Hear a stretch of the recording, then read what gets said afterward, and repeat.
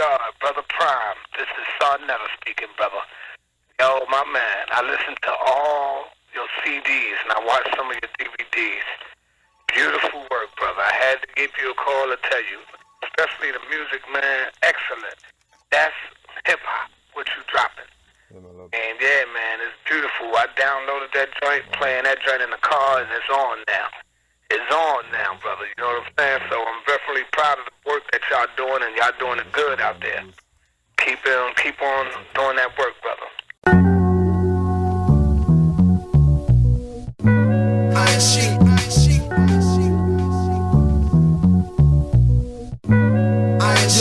When I speak, you can't talk unless spoken to. Most sound like records, broken to, with no facts. Trust me, I'm not quoting you.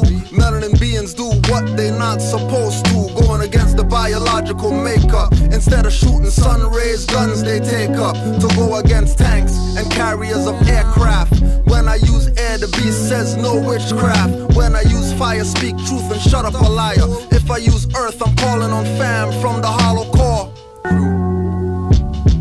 When I use water, flow like a tsunami on y'all. Martin Luther told y'all non-violence. He was a warlock, Rosicrucian, candle magic and silence. Been on this continent, living in minus degrees and temp in the plus is where my mind is. Open up your mind, iris. I said it's ISIS. Her son Heru is who the Christ is. Light of the world, watch me enlighten a nerd. In your stomach like the center, I frighten your turds. Give you the runs, heighten your blurs with tones and words. Caucus skyscrapers are killing the birds. I'm giving you nerves and mark goosebumps, tingle your spine. You're listening to Iron Sheik and thinking it's prime.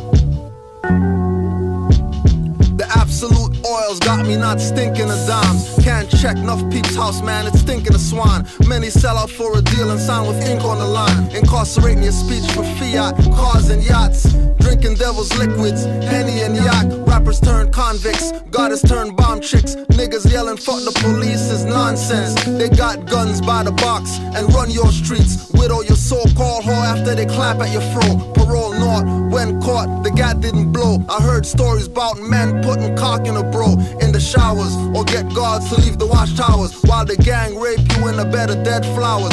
Thousands of brothers, they wore those briefs.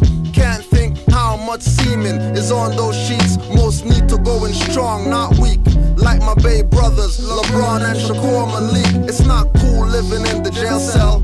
Rappers and MCs are liars and the truth they don't tell. Agents using examples of Larry Davis to have youth shooting out with pigs from the basement to get caught and then become a killer replacement. Cops crooked like the eyebrow, plus they lie too. Seeing is believing, believing is fake. They say fuck fruition and have blind faith. They take your collection, won't give it to God. They take your perception and they give it to fog. Seeing is believing, believing is fake. They say fuck fruition and have blind faith. They take your collection, won't give it to God. They take your perception and they give it to fog.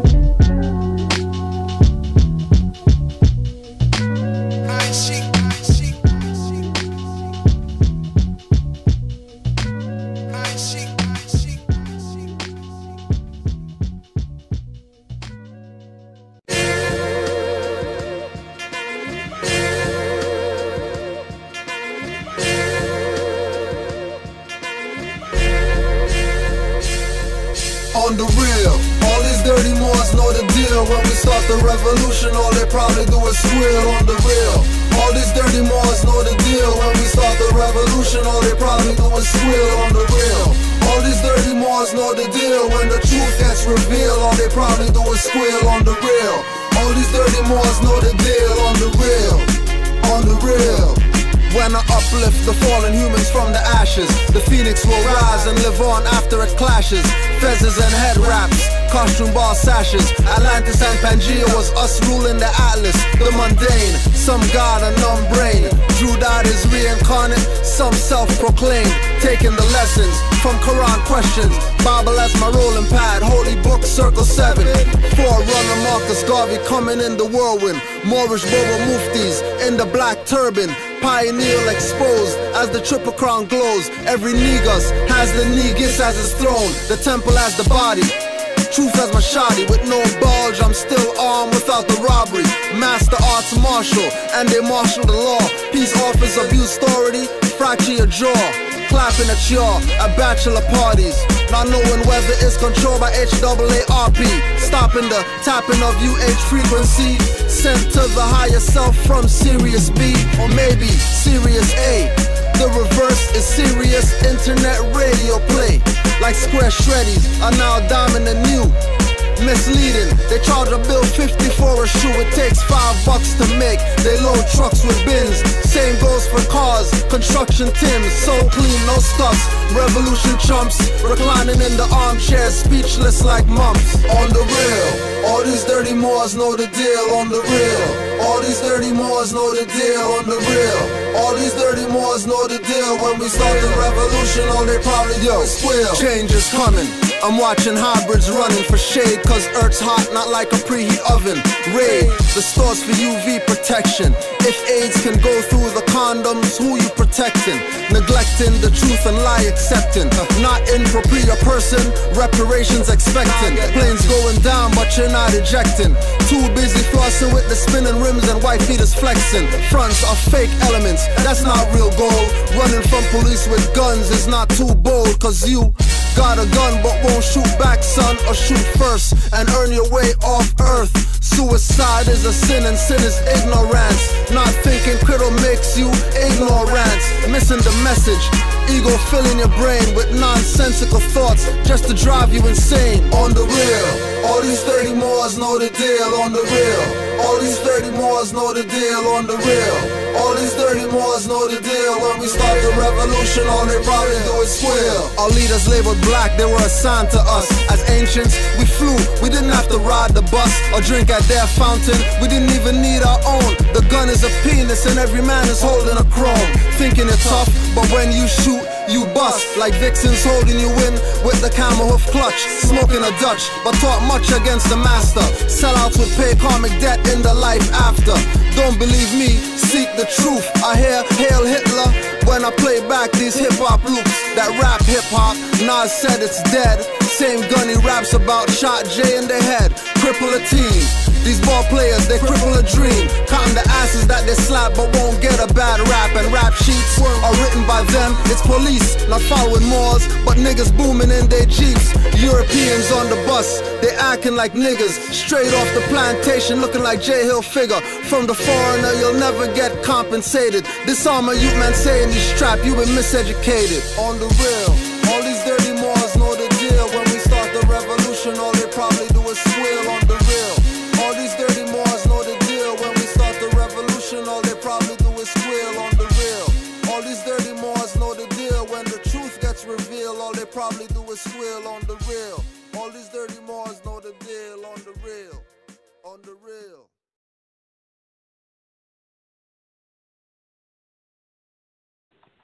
The following is a list of Moors who have been kidnapped and are being held for a demand of income.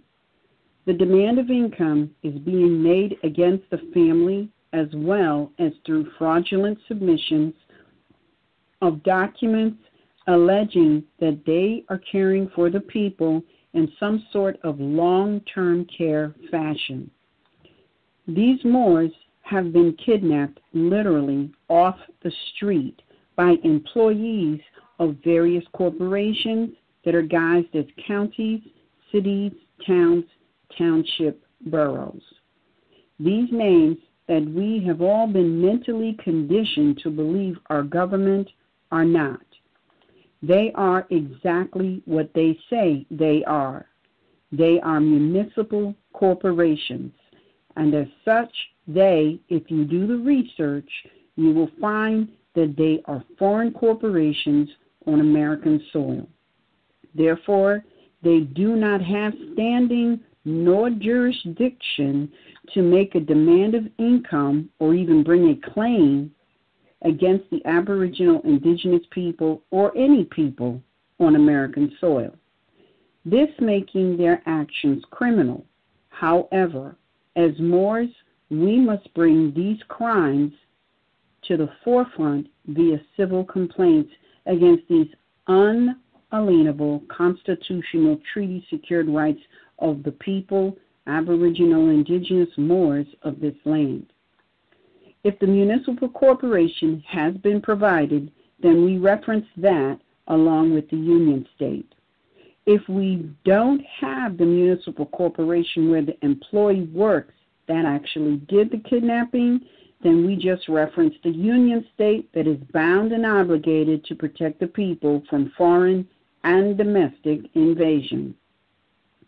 This list comprises Moors who have been kidnapped and are being held hostage by employees of various corporations on American soil, which is a violation of the American Constitution 1791, and it is a treaty violation, being that we are talking about Moorish Americans, Aboriginal Indigenous to this land, who have been kidnapped by employees of foreign corporation on American soil.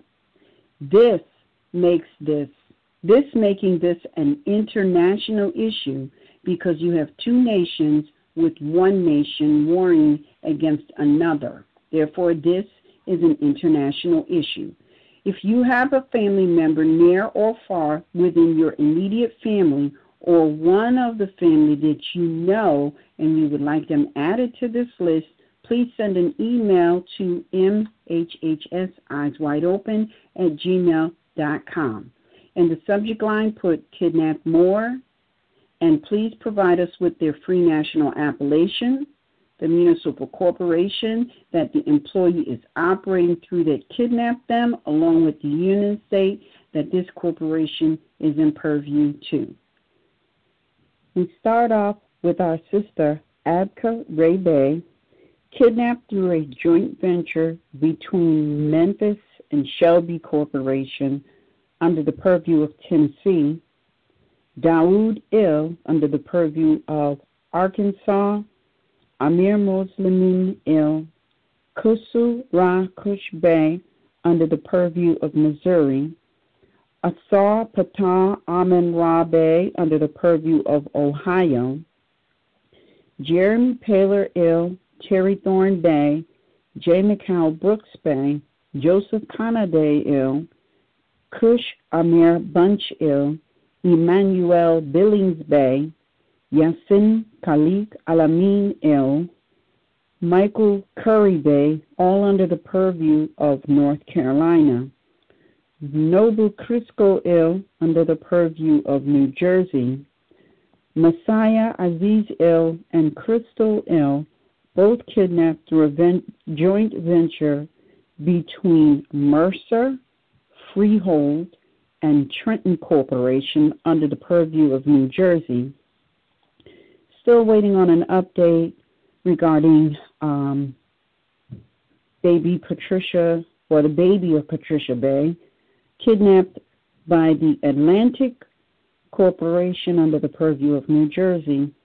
Eldridge Tyrone Fisher Ill and Marty Sevion Ill under the purview of Indiana, Solomon Ill Bay and Mumi Abu Bay under the purview of Texas, William Barrett Ill under the purview of Virginia, Che Ray Bay under the purview of West Virginia, Thomas Lee Bay under the purview of California, Victor Eduardo Avalle Juarez Ill, kidnapped by Harlem Corporation under the purview of Georgia, Natural Atohudi Ill, kidnapped by Benner Corporation under the purview of Pennsylvania, Brian George Mills Bay, kidnapped by Blades Corporation under the purview of Florida, Judah Ill and Anwar Ill,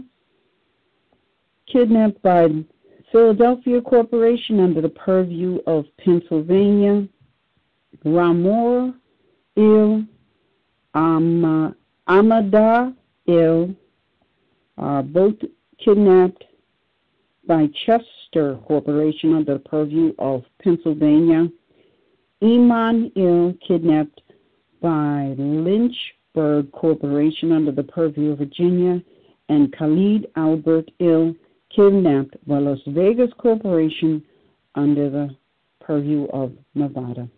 Thank you very much.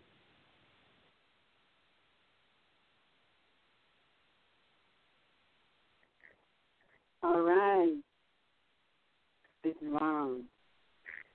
Welcome to MHHS Eyes Wide Open. This is your host, Anita L., along with my co-host, Ms. Rain Hollis L. Welcome back. Peace and love, Anna E. Thank you much. It feels really good to be back. Missed you last week. We back, and it's a beautiful thing. I'm so thankful to be back and get into this conversation tonight. So. All right. Yeah. All right. And we have Rosemary Bay. Islam, peace and love to all. All right. Islam. And I'm looking for Cujo. Cujo, if you're there, press 1.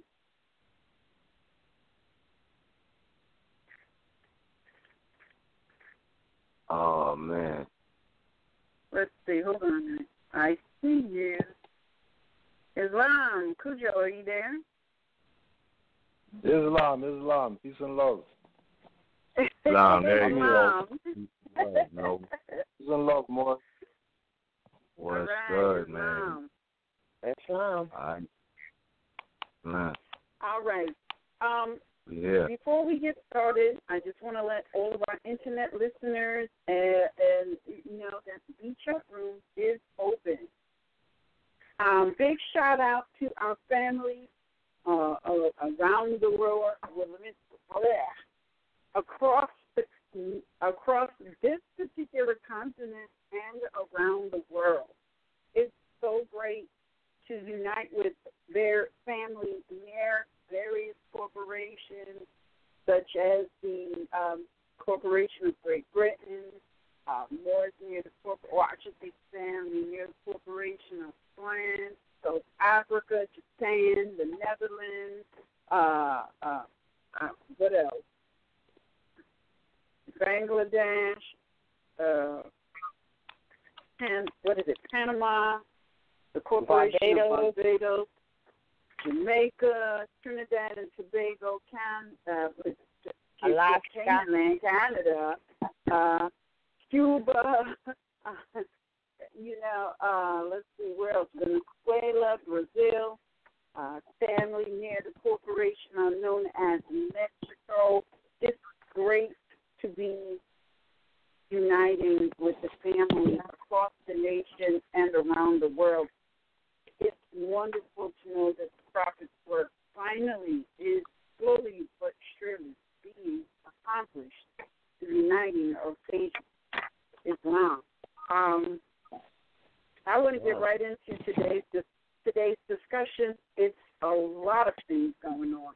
Tonight's broadcast there's so many things going on, and this is look, the prophecies are being fulfilled one after the other. And so, looking at things that are going on, I felt it was appropriate to make this big and bold statement, which is, y'all don't even know what you're doing. There are many issues going on right now.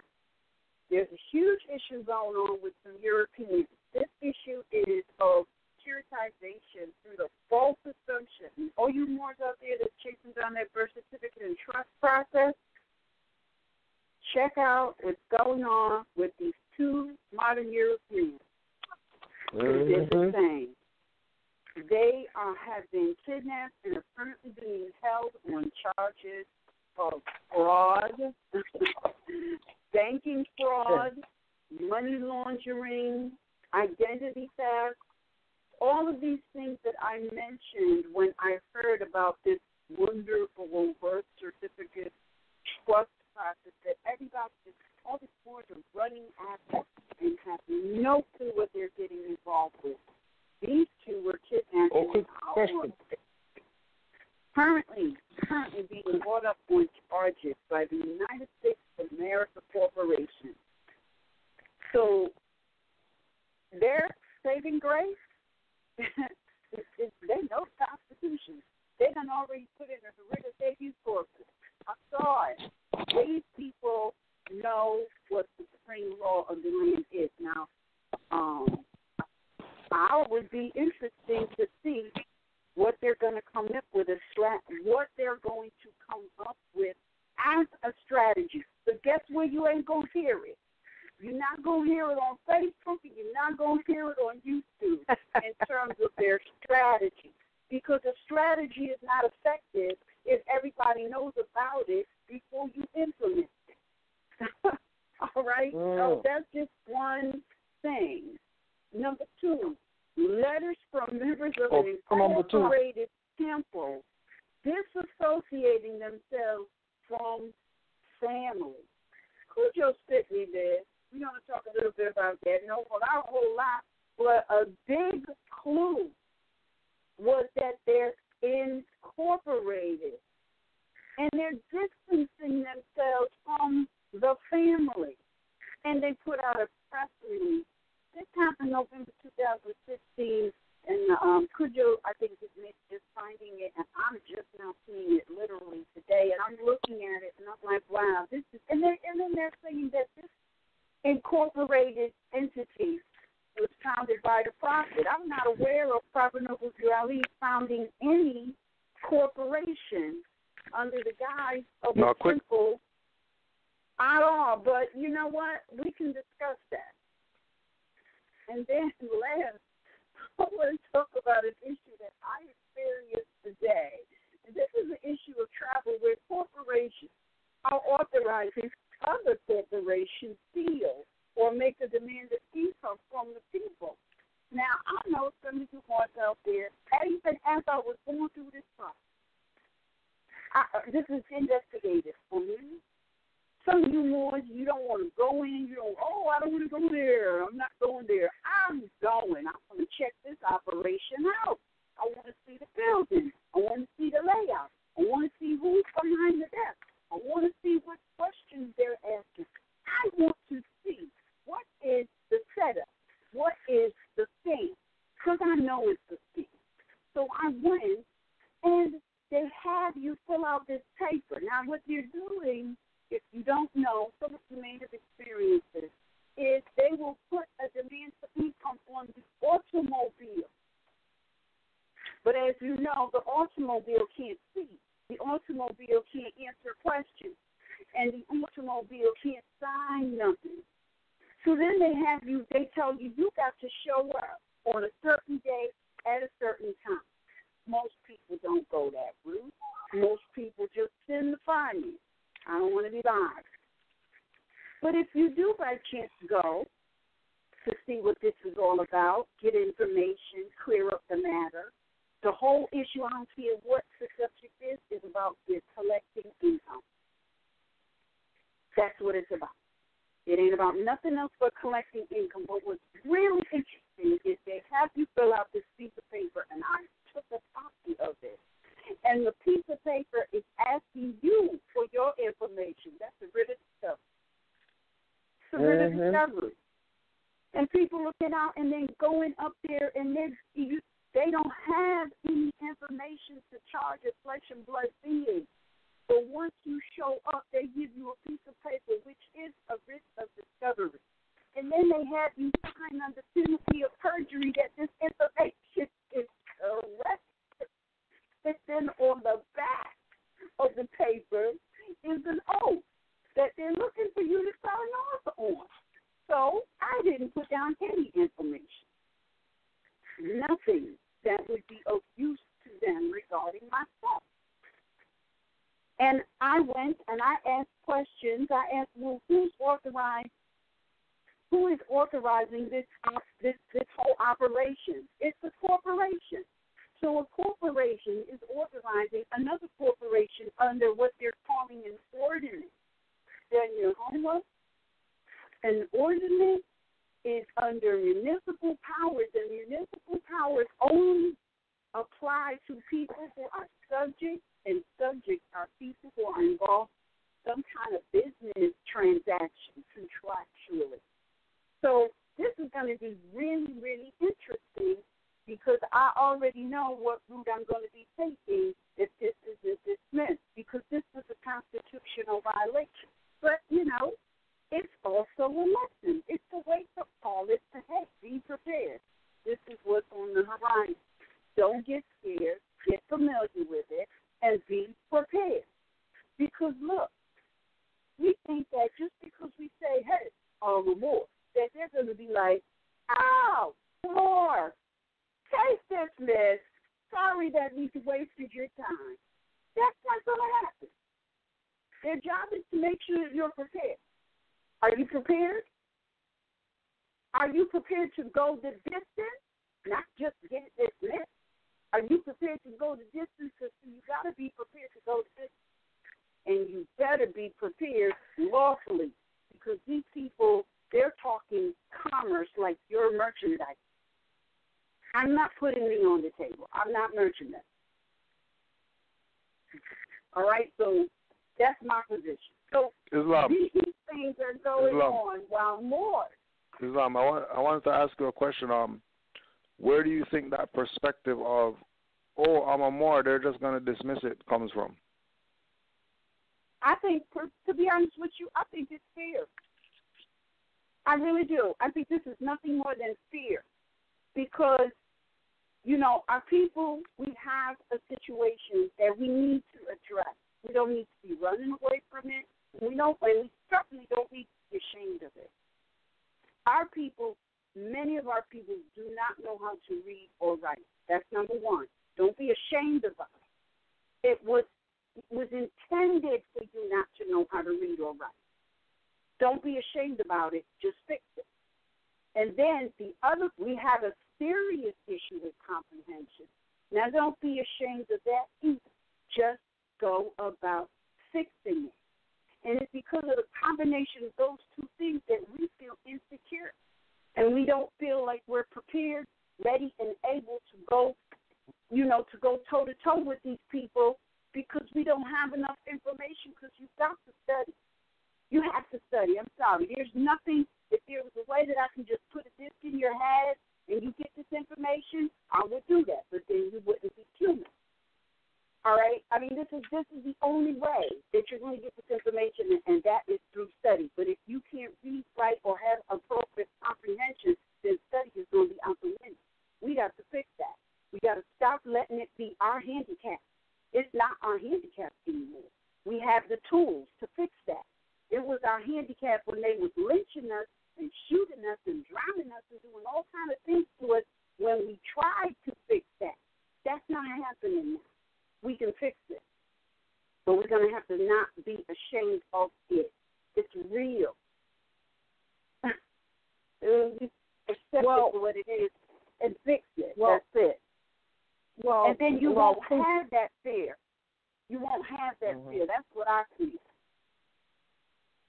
Well, Cujo, what do you think? What was your thought on where they got the idea that, I'll just go say I'm a Moor? Did you have a suggestion on that? I think it's along the same lines as Mother Anita was saying. Oh, just I thought that yeah. I mean, that's basically what it comes down to. Like, there's secondary factors that could be looked at, but the bottom line is, fear in the aspect of, who they're up against, and the false education appearing real.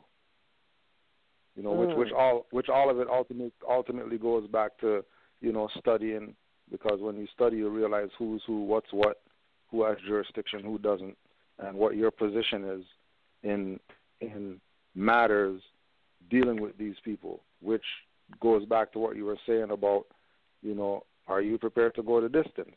Because, you're probably going to have to be in for the long haul of writing writs and late nights and stuff like that in order to get the remedy that you seek. And keep in mind that, their position is, their back is against the wall, not yours, because you owe $10,000 in child support. That's right. It's really them against the wall why they're coming at you, and then depending on how hard they come at you will show whether you're on the right path or whether you're, you know what I mean? Because you know, I don't play chess, but I know that they're not playing checkers. I'm doing a book on that, man. I am doing a book on that saying, because I always used to say the game is chess, not checkers. But I realized one thing, and I'm telling you, I'm going to do a book on it. The checkers, we can't throw that out. Let me tell you why. Because the checker, you got to look at it as a child that we have a responsibility of bringing into and governing themselves, right? And that is the first thing that we have to learn, as you say, Anna E, strategy, right? The board, the checkerboard and the chessboard is the same daggone board. So the checkers are like the children who are learning what they're supposed to know and learning the playing board. And I see the checkers as graduating to a pawn. I'm going to say a mirror pawn. It's not really a mirror pawn. Once you graduate to a pawn, then your behind can go on to the chessboard. Now, what is the pawn's reward and duty? He's still a pawn, graduated from the checker, knows the board. Now you got to know the strategy, as you say. So his thing is if he reaches all the way across to the other side, he can be queen, right? That's the pawn. But it's not. He's still there to hold down, you know, the whole process of the game, you know. So the game is chess. That means you must have what you said earlier, the strategy. And you can't have strategy if you don't know the board that you're playing on. Islam. Yeah, this is a game, you know, and, you know, one of the, I'm going to be honest with everyone listening. I have had fear. But let me tell you, that's why you need to go to these places.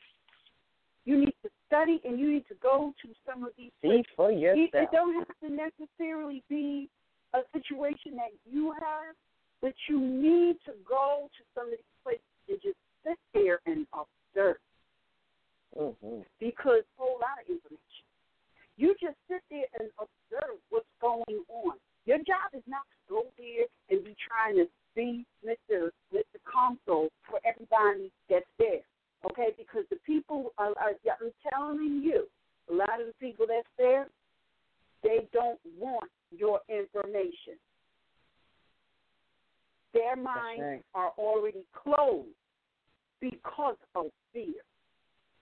And I can tell you because I went one time and I was just simply holding the door for a sister to go through, and she was, you know, fearfully and frantically trying to turn her phone off because she was going into the hearing room.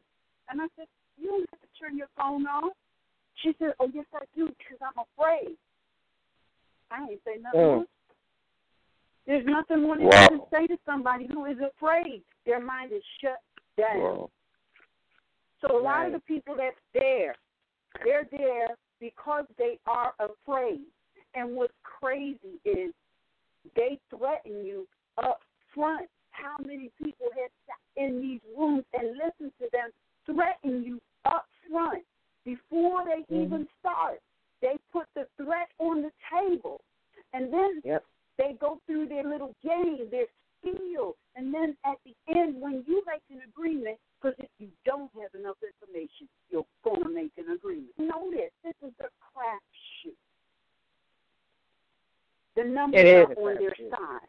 The numbers are on their side because they know that you have gone through their institution and they do not teach law, they do not teach civics, they do not teach governmental principles, and they do not teach that they are your servants. So you don't know unless you're doing independent study. So you're on the table as a pawn to take it off all the time unless you do something about it. Why did he tell you to study? He told you study, because you got to catch up. My brethren and my sisters, you're lacking in information. You've got to catch up. You're behind, grossly behind. So the only way that I can tell you, because I can't tell you everything, because if I tried to tell you everything, you would go back to sleep. You would throw up your hands and say, what's the point? It's more of them. They got this whole thing set up, and it's just little old me. I'm going back to you'd be just like the guy in the Matrix that thinks that he can be reinserted and come back rich and famous. You can just like that. You go, I don't want to know anymore. Just give me the pill or, reinsert me. I don't want to know anything. I want to continue to believe when I know I'm not. My mind is just telling me I'm eating. So that's really what the prophet was trying to say when he said, look, if I told you everything, you go back to sleep. And then he even said in the prophecies that, hey, some of you are going to give up your name for a piece of bread. Islam. This is a prophecy fulfilled.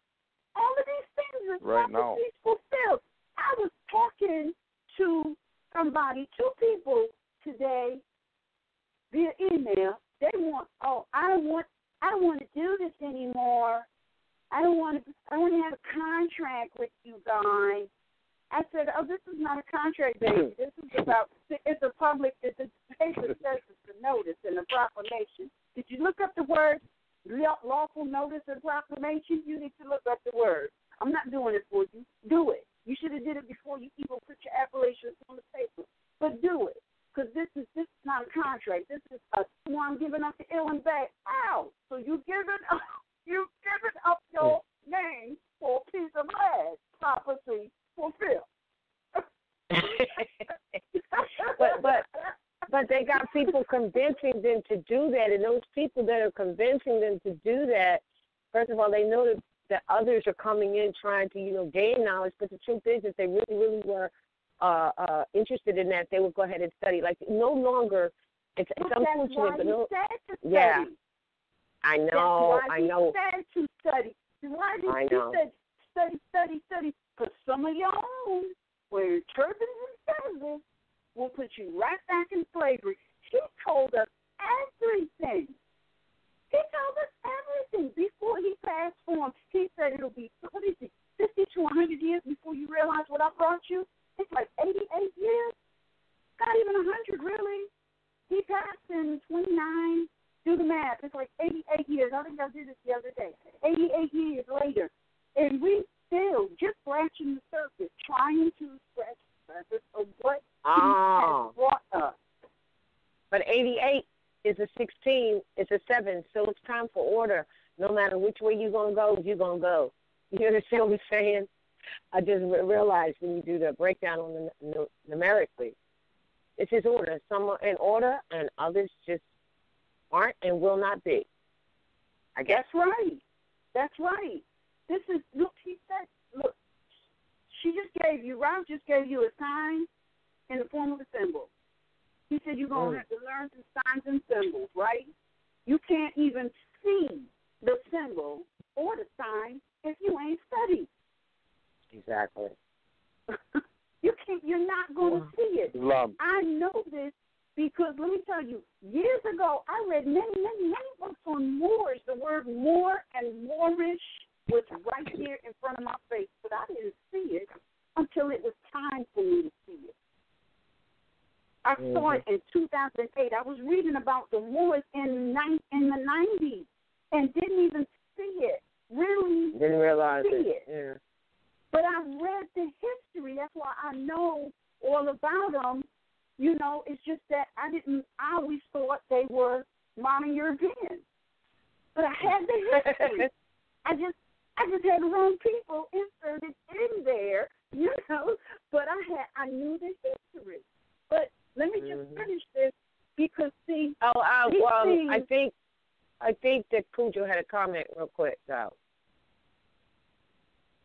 No, it was going back, so you can continue. I'll say my piece after you're finished. Going on right now, while Moors are having insignificant conversations and fights on Facebook, YouTube, on the street, And with all this fighting, there's absolutely no benefit to the Moors. None. Even the people that's in busy fighting, many of them is living with a mother or some sister or some girl is living with some guy that they probably don't even want to be with, or in some shelter. There's a lot of people that's living in shelters that are trying to get out of a shelter into a space that they can call their own.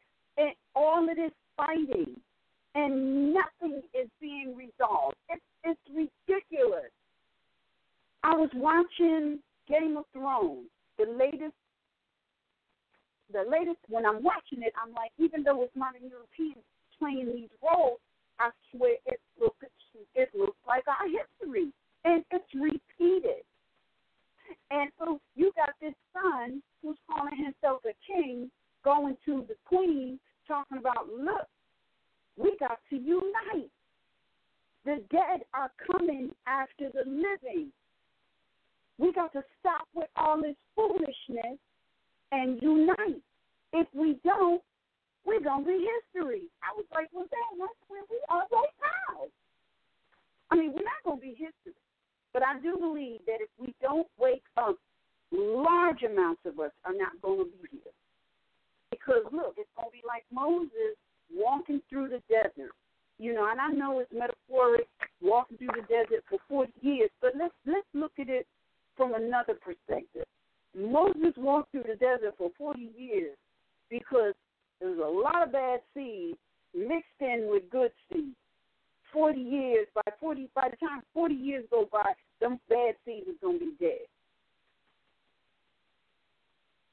And it ain't going to be nice walking with them, walking through the desert for 88 years. Some of the bad seeds have died off. So we can get some good information, but be clear. I want you to be clear about this.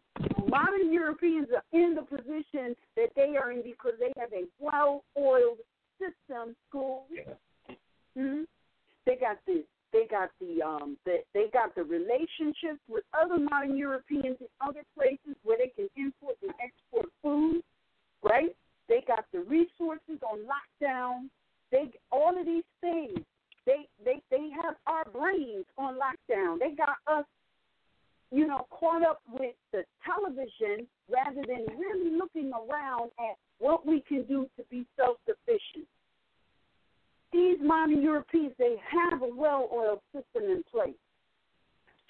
What do the Moors have? The prophet said we're supposed to have schools. We ain't got one Moorish school nowhere. Before the prophet passed on, he was growing. He was engaging in agriculture. He had fisheries. He had ships. These are what I'm told. I wasn't there. This is what I'm told. But what he was doing was putting together or trying to promote the very same well-oiled system that modern Europeans have slowly but surely implemented over many, many years. We could have been doing the same. We didn't. It's 88 years later. Everything he left us in terms of putting that in place, we got. But we're not going to do nothing. This is not going to get set up. Nothing's going to get put in place if we're busy fighting each other about stuff that's not even going to benefit us. This is not, and let me just say this. This is where you've got to put your administrators in place, because I've been to hospitals, I've been to institutions, I've been to schools, I've been to major corporations, I've been to banks, I've been to insurance corporations. Everybody in these institutions that's making this thing run smoothly are female. You might have your son at the top going out and doing the deal, but the one that's here running the day-to-day operation is a female. So we got to do what we got to do to get our well-oiled system in play at a time so that we can be self-sufficient. That means we're going to need people to put their hands in the soil and learn how to plant and grow things once again. But these modern Europeans, they got to, I don't want to do that. I'm not no cotton picker. You better be an apple and orange and grape picker and planter, because if these modern Europeans was to get up and leave tomorrow, what you going to eat? They're the ones that have established the relationships around the world for importation and exportation of food stuff, not you. So what you going to eat? Do you know how to plant a seed and make it grow? Do you know how to plant a piece of lettuce? Because you can live off of lettuce. These are things that we have to get back into. We got these people going to school to get degree after degree after degree. What the hell does the degree do? Where are the engineers? The Moorish engineers who are right now, supposed to be investigating ways of getting the waters to run through the cities in harmony with nature like we used to do, or the electricity to run in harmony with nature like we used to do.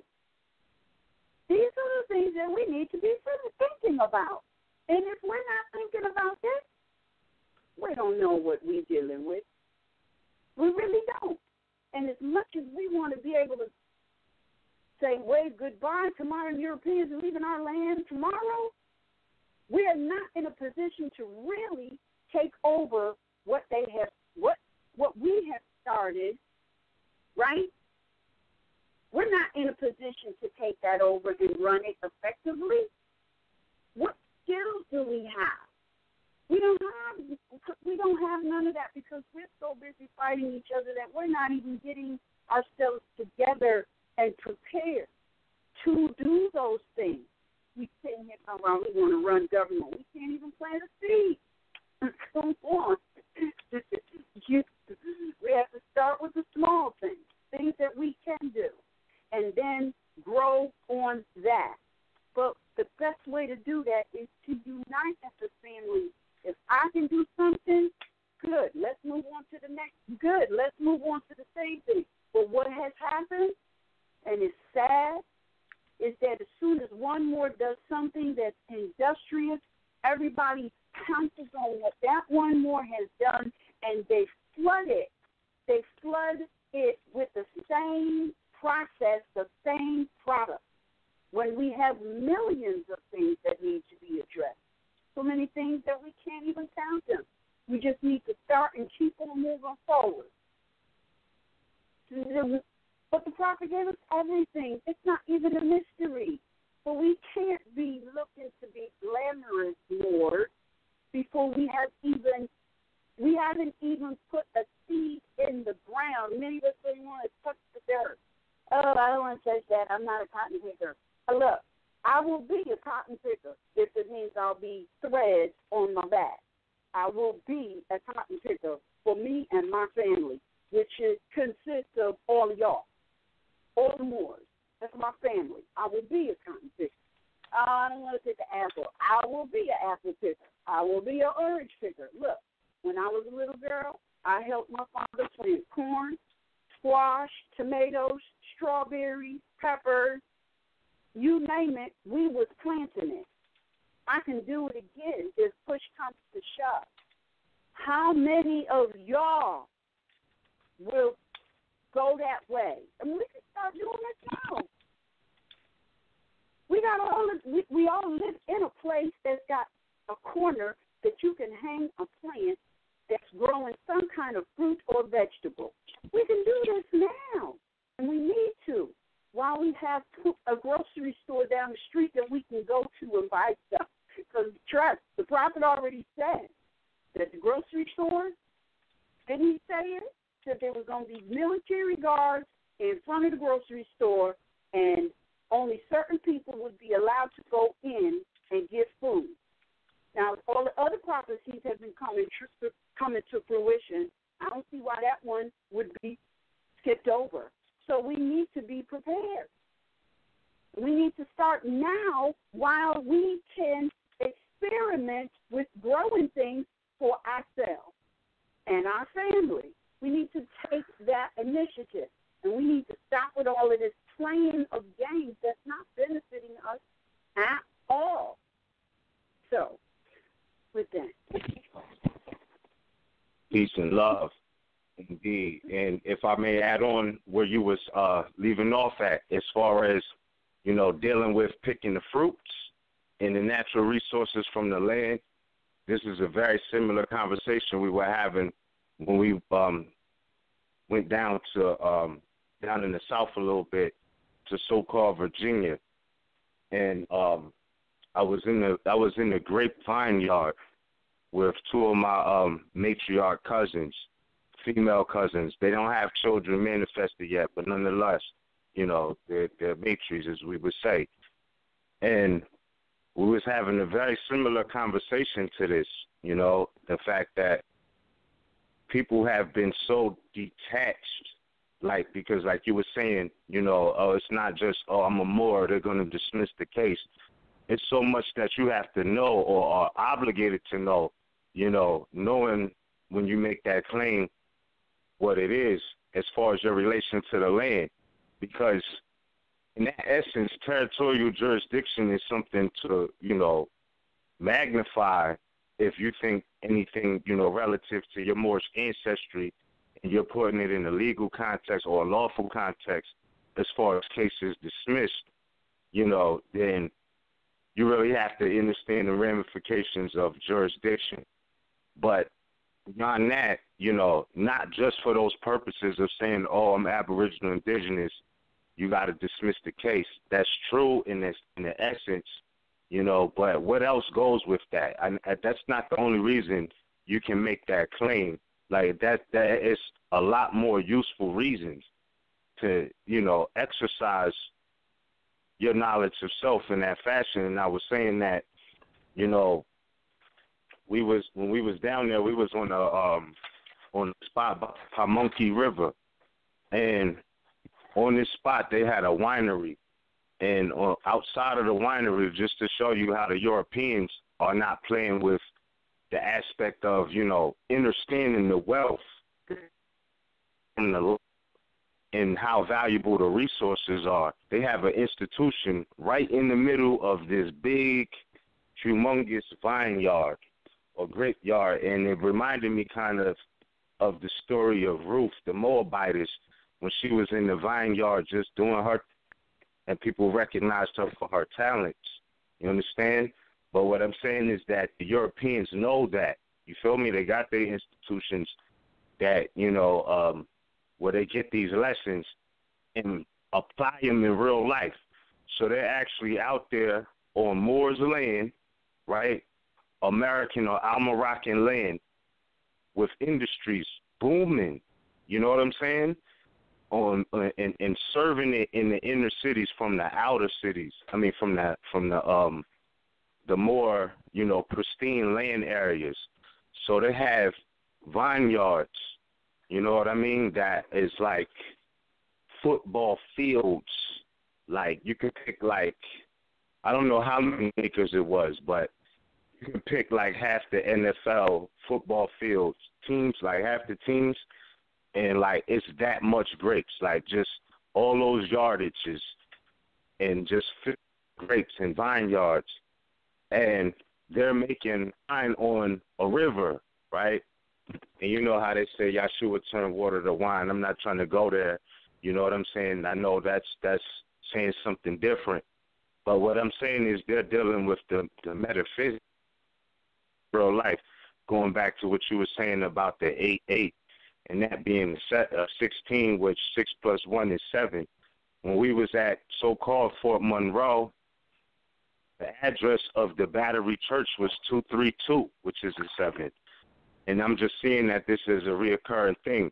I had a couple things on my mind about the 7, but I'm not going there. I just wanted to point out the fact that the Europeans know how to position themselves, even not too far from where we at. It's Route 40, and there's a lot of rural area with, vineyards, grapes, wineries that, are just on the land. So the Europeans understand something about the value of the land, which is why it is what it is today. And it just feels saddened to me that some of our people have reached a point where they feel as though we don't belong there, and that's actually where we was originally at, but on massive acres or massive land by water most of the time, and the Europeans repositioned themselves. Moors migrated from different places into the inner cities, but there was a lot of industries that was booming and a lot of industries that were lost. So you see how they got restaurants and all of them serve wine, but where are they getting this from? It's coming straight off the land, right off of the ancestral estate of Moors, or the territorial jurisdiction of, Moors and the lineal descendants today who think they're Negro, black, and color and don't deserve anything type mentality. You know what I mean? So it's like, understanding that, you got to understand industry that European families strategically place themselves in situations where they're dominating certain markets. So the psychology of the fact that they have Moors who think they're Negro, black, color today, and even Moors who proclaim to be Moors or declare to be Moors, put on fezzes, turbans, everything, they associate that agriculture aspect with being slaves, which I think is a part of the reverse psychology that they were speaking about when Willie Lynch gave that address on the James River, so-called Virginia, But we see that we definitely, as most of our people, do suffer. And again, nobody's perfected. We all strive for that, because once you get to that point, according to the lessons anyway, that's when the garb of flesh is going to drop. You already served your purpose. So we're here to perfect things. And the thing is that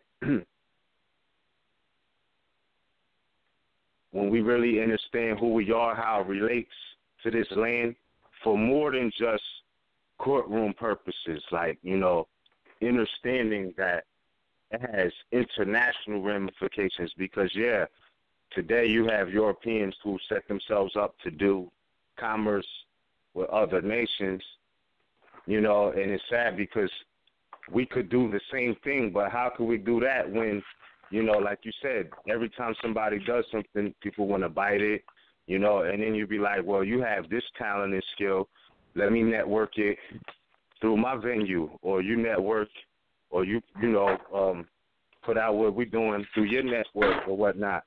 Moors be like, oh, nah, they rather go to the European. And that shows, again, a concept of a lack of the concept of nationality. Because I'm like, don't act like, Moors got the cooties and things like that. When everything you buy, it says made in China. They don't label the Chinese racist because everything you have is made in China. That just means that they got it popping and were industrious, and they're proud to say the products that come from their nation, whether it be books, your toilet tissue, you know what I'm saying, what they sell you at the cosmetic store, your shirt, your pants, you feel me? As a nation, they let you know that this thing was made in China. It just is what it is.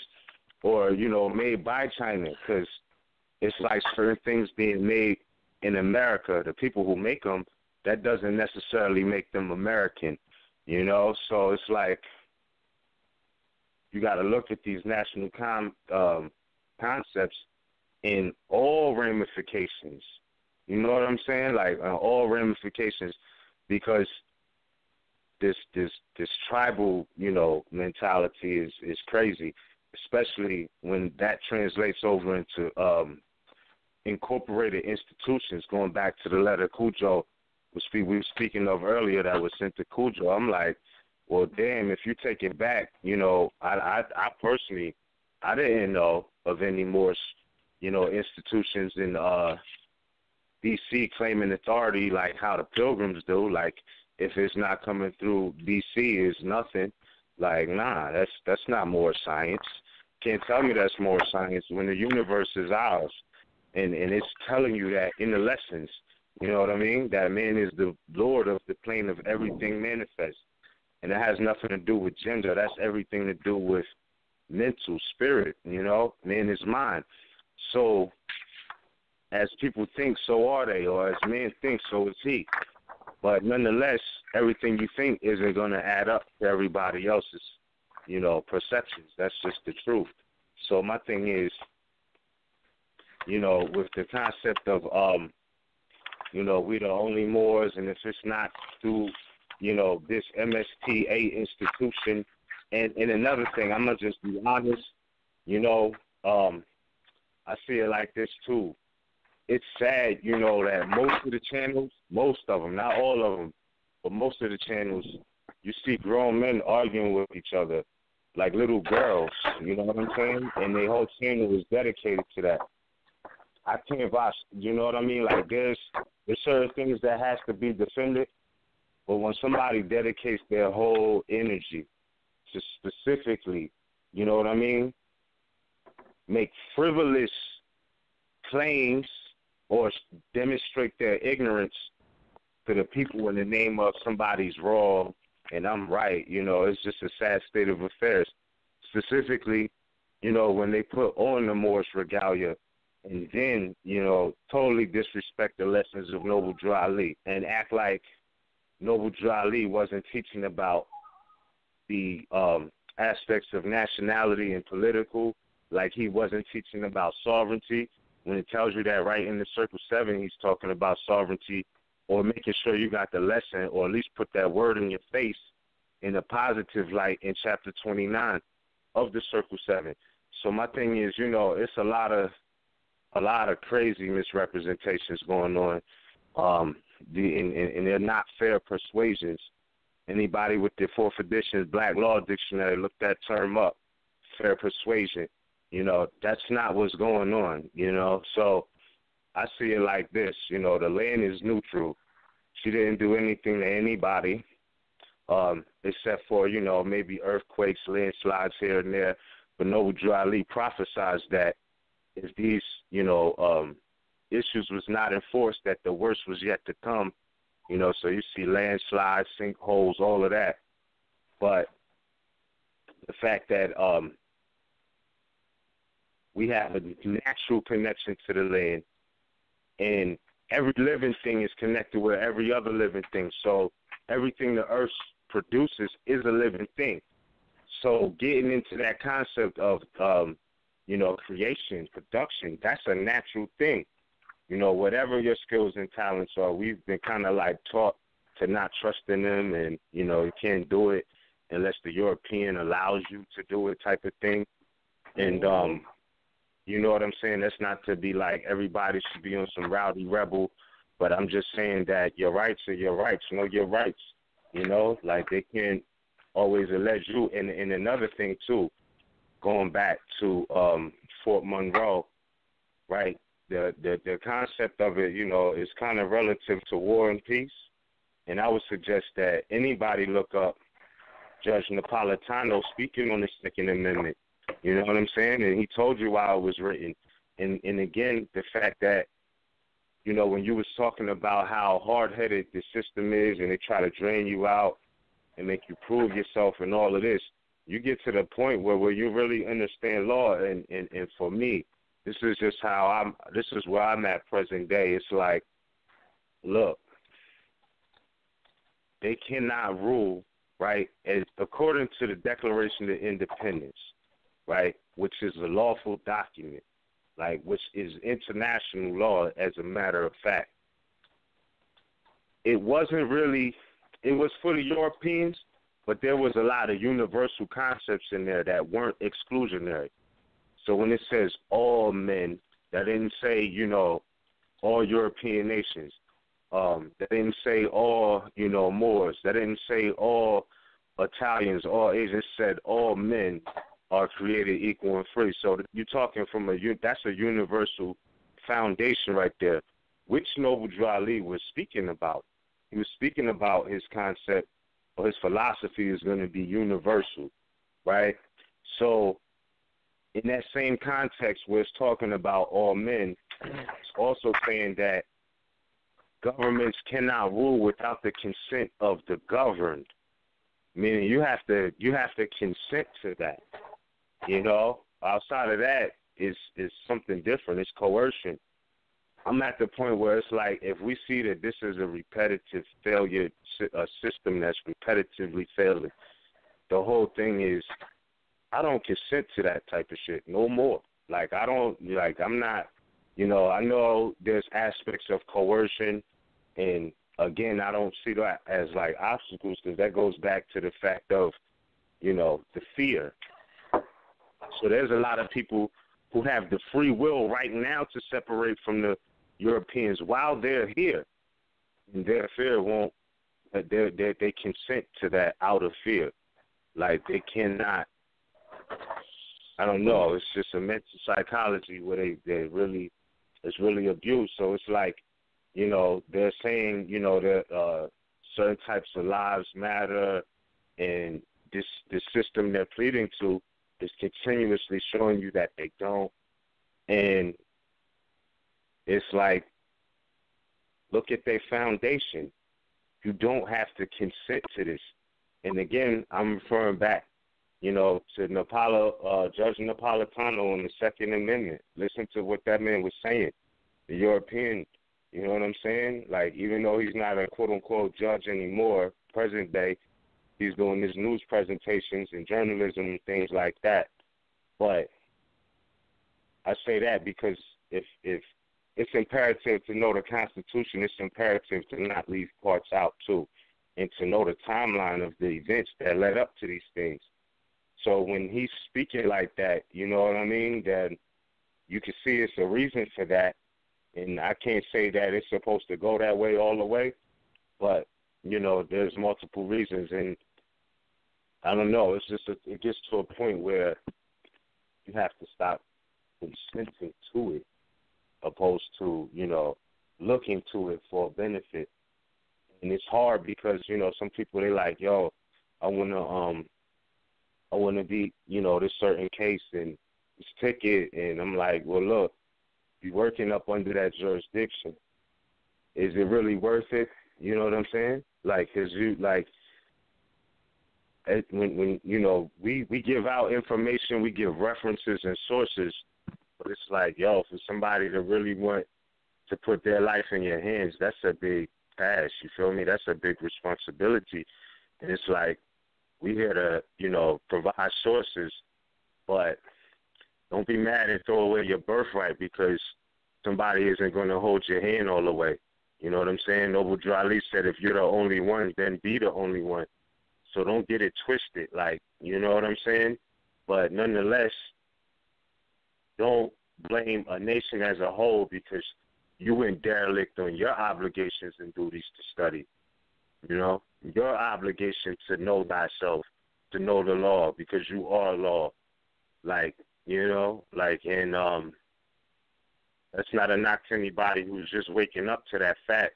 All I'm saying is, don't, as it spoke of in Genesis 25, you know, giving away your birthright, not no privilege, not a good idea, like your birthright for a bowl of red pottage, red at that, you know what I'm saying? So would you give away your birthright for a bowl of red pottage? And then on the other hand, do you really understand that it's non-transferable, that it is inalienable, that it can't be given away? So, you know, on the giveaways that you've been giving out for years, it says know your rights. Do you know your rights? And it also makes the claim that if you don't know your rights, you don't have any. So again, like I said, you know, look, you know, I know there's multiple forms of battle that they put in on Moors, the Aboriginal indigenous people, and, you know, commoners all together, everybody, you know. But it's so much more to put this whole story in these pieces together to understand why it is what it is, you know, who these people really are. And again, the fact that, no, like they always aren't all cool with each other. The corporate U.S. just tried to impose sanctions on Russia, and Russia turned around and expelled 755 U.S. diplomats as a response, the direct response. All 755 are expelled from Russia. U.S. not American diplomats, U.S. diplomats, all right? So, you know, Europeans aren't always on the up and up with each other. You can see that. Trump is showing you that right now, as a matter of fact, with, you know, all of the people he's replacing, you know, causing to question the credibility of the whole situation, you know. So George Washington said, you would not act the same in front of a noble as you would in front of a clown. You don't treat the two the same, because they're not. It's just the bottom line. That's George Washington's civic lessons. You know, he had like 110 principles that he was distributing amongst nations, and he told them that you don't deal with nobles as you deal with clowns. It doesn't make sense to treat them the same. So my thing is, you know, understanding diversity at this point in time, if everybody is to confess up, because like Noble Drew Ali said, if, you know, Turks, Japanese, and Arabians are forced to proclaim their nationality, it's nothing else than right that we are too. But it's nothing else than right that the Europeans are too. You heard? So it's like when you put that on a national scale, international scale, they got to identify for who they really are, and they've been getting off and making, you know, certain moves based off of American or Al-Moroccan national power and status and identity, faking as if they are Americans or Al-Moroccans, knowing that they're not. And then the true Americans, Moors, etc., from the Western Hemisphere, swear they don't have anything to do with this land, that everything is all about the East, and I'm not knocking that. There's a major history there too. But the waiver of territorial jurisdiction, you know, which subsequently causes personam jurisdiction, which subsequently causes subject matter jurisdiction.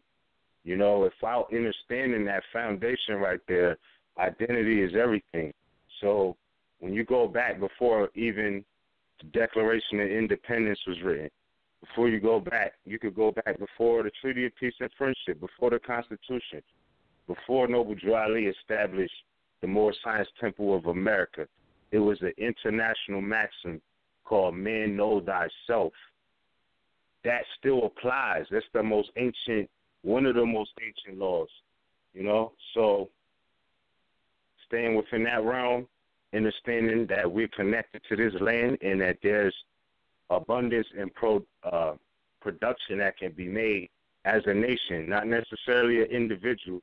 Because like I was saying, those who had that winery, the Europeans who had that winery off the Pamunkey River, all right, they was running that as a family with mad acres of vines, grapevines, you know what I'm saying, off of Moor's land. Moors don't get the aspect of territory jurisdiction.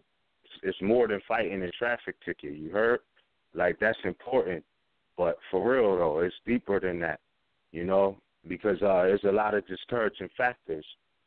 There's a lot of psychological discouraging factors. And, you know, people say, well, how are we going to do that? They miss the whole point of nationality.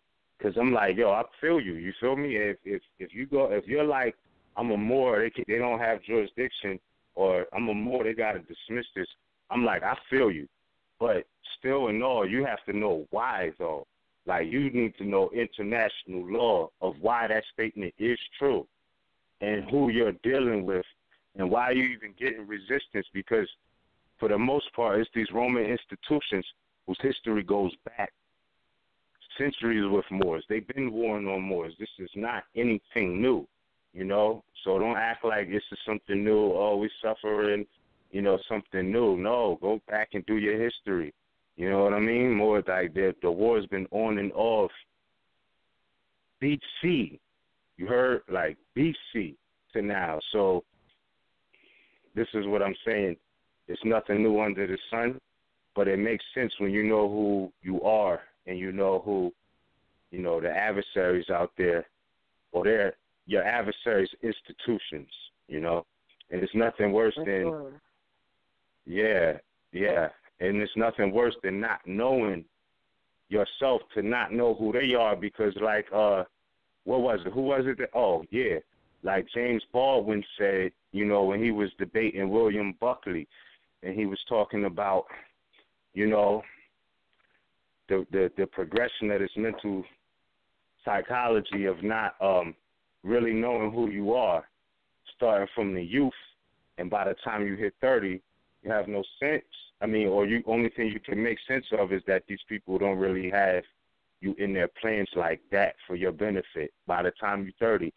And, you know, it kind of correlated something like to what Noble Drew Ali was saying about the 50 years. Time goes on, you know, you start to see it for what it really is. But, you know, he was telling you, you know, that you're Aboriginal here. You know, you was rooting for the Europeans. And the fact that when you look in the mirror, you know, or you don't know who you are because you haven't looked in the mirror, going back to what Noble Drew Ali was saying about in the Circle 7 about the business of men is reflection. And, you know, to be able to do that work and see yourself and understand that you and the European are not the same. That is one of the illest dreams ever sold, because people talk about the American dream and things like that. One of the biggest, I don't know, I think I had dreams realer than this illusion that we and the Europeans are the same. That's not true. You know what I mean? That's not true. And that's not to say anybody's better than or less than, because like I said, man, doing some of this history, it just got me blown back because, look, I don't want to hug up the floor. I'll be done going in all night. Right. But I really will. Yeah, pardon me. But, yeah, I'm going to yield the floor right there for now because I was going to go out there. But certainly. And you're working on that anyway, on a documentary for that too. Yeah, save that. That's going to blow their mind on that information. Yeah. Mm-hmm. Yeah, absolutely. So for now, I'm going to yield the floor. Yeah, that's what it is, and I will add on later. I think Cujo wanted to make a comment before I make any comments on it, because I think there's some more things we wanted to add to the table.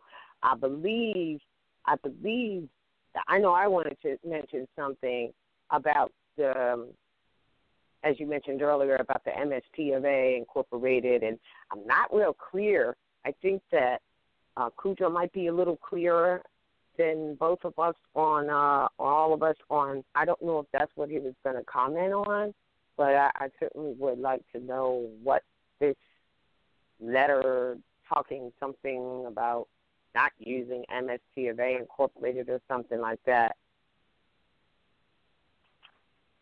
But, yeah. Well, it kind of goes hand in hand. One thing I was going to comment about earlier when we were speaking about the whole studying and being what you know is in Moor Science, or in Moor Science Temple, in the institution that you see that they talk about Noble Drew Ali founded 1913 and all that, when they talk about standing on the square, that meant knowing law, because the whole idea is being what it is that you know, right? So when you have individuals that claim to be, quote-unquote, Moor Science Temple, and they're taking the position of being incorporated out of their own mouth, opposed to being allodial, it should let you know the jurisdiction that they're in. And then when you ask yourself, well, how did they get themselves in that jurisdiction? Noble Drew Ali trapped them there.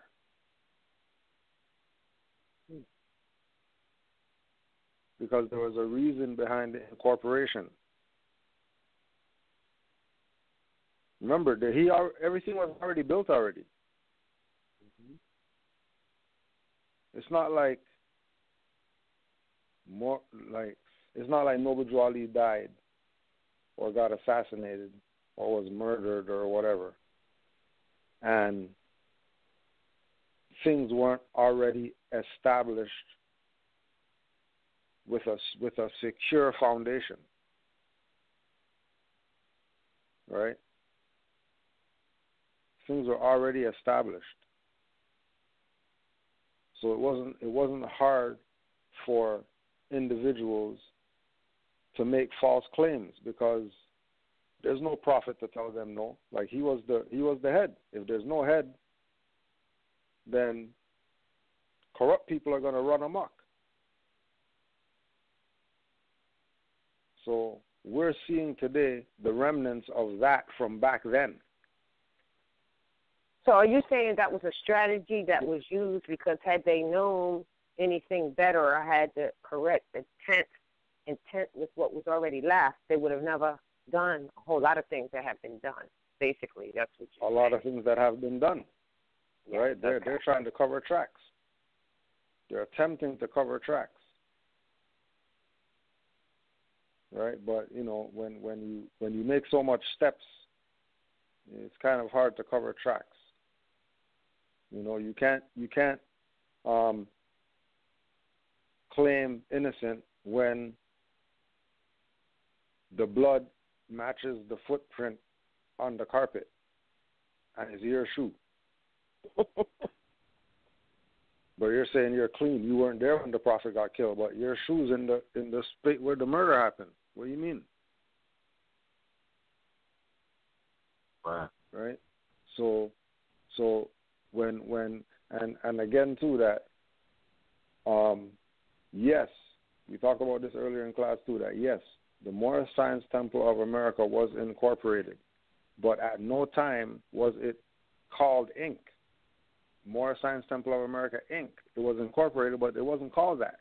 Inc. wasn't even part of the name. So this is something that was grafted in. But you're saying incorporated. You can incorporate a lot of things, but it doesn't mean it was. I got you. Go ahead. Tell.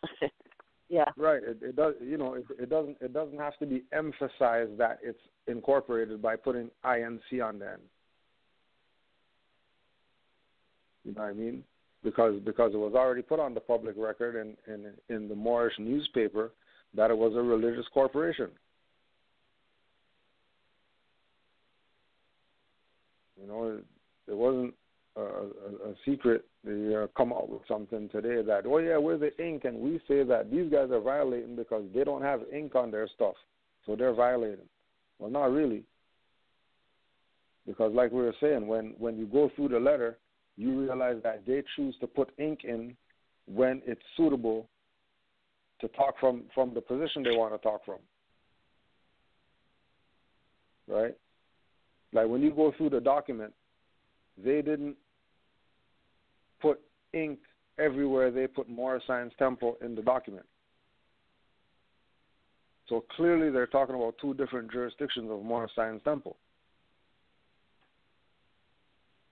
That's a fact. Right. That's a fact. Or if you're saying, because if you're going to say ink, if you're going to say we're the ink guys that put this out, then I'm expecting throughout this document, everywhere you say Moorish Science Temple of America, since you're talking about yourself and you being the authority, ink would be there. Right? It's no different than if I'm the colonist, no matter what you send to me and say Northwest Amexum, near zip code, postal code, non-domestic, whatever. When I write to LB, I'm putting KY for Kentucky or NY for New York. Because they have to live the fraud up. They can't agree with the de jure. Because as soon as they agree with the de jure, then that means it's end game for fraud. The de jure is one temple, which is the Moorish nation. Everybody who says they're Moorish American is a member of the Moorish Science Temple. You need a card for that. You need a card. You need a card to be part of uplifting fallen humanity. That's very idiotic. No that doubt. you need a card from an association, organization, in order to uplift fallen humanity. No, that's Right? no, that's You know what, though? That's folly. That's folly. Yeah. Go ahead, Moore. Look, go ahead. look, I know all of our sisters have nobility, like all of our nation. We come from a noble nation. Yes, there's a lot of us who are in a lower self-state, but to add on what you're saying, Cujo, like, and this is no disrespect to Noble Drew Ali, big salute to all the work he did. However, I compare what certain sellouts are saying in his stead of today, and I'm like, yo, this is crazy. You know what I mean? Because, like, I sat down with quote-unquote queen from said Africa, West Africa, you know what I mean, across the Great Atlantis. And she told me straight up, on the record, for the record, not that we didn't know this, but she was like, your body is the temple of God, straight point blank. And that was nothing new to me. You know, my mother Anna Eve said that years ago. I knew that, you know, and I'm not saying anybody, you know, like I'm holier than thou. I just see that concept of, you know, you can't be a Moor unless you come through this incorporated. And something else to remind me of, to give an example, it's like, I know everybody's not a hip-hop fan, but, like, let's just take Cameron and Jim Jones, for example, right? He started Bird Gang. Jim Jones started Bird Gang. And when he started it, it was active. It was what it was. It was Bird Gang. You know, it wasn't no strings attached to anything like that, you know? So when he came out, you know, and started, you know, promoting that Bird Gang, Cameron turned around and copyrighted it low-key. You heard? And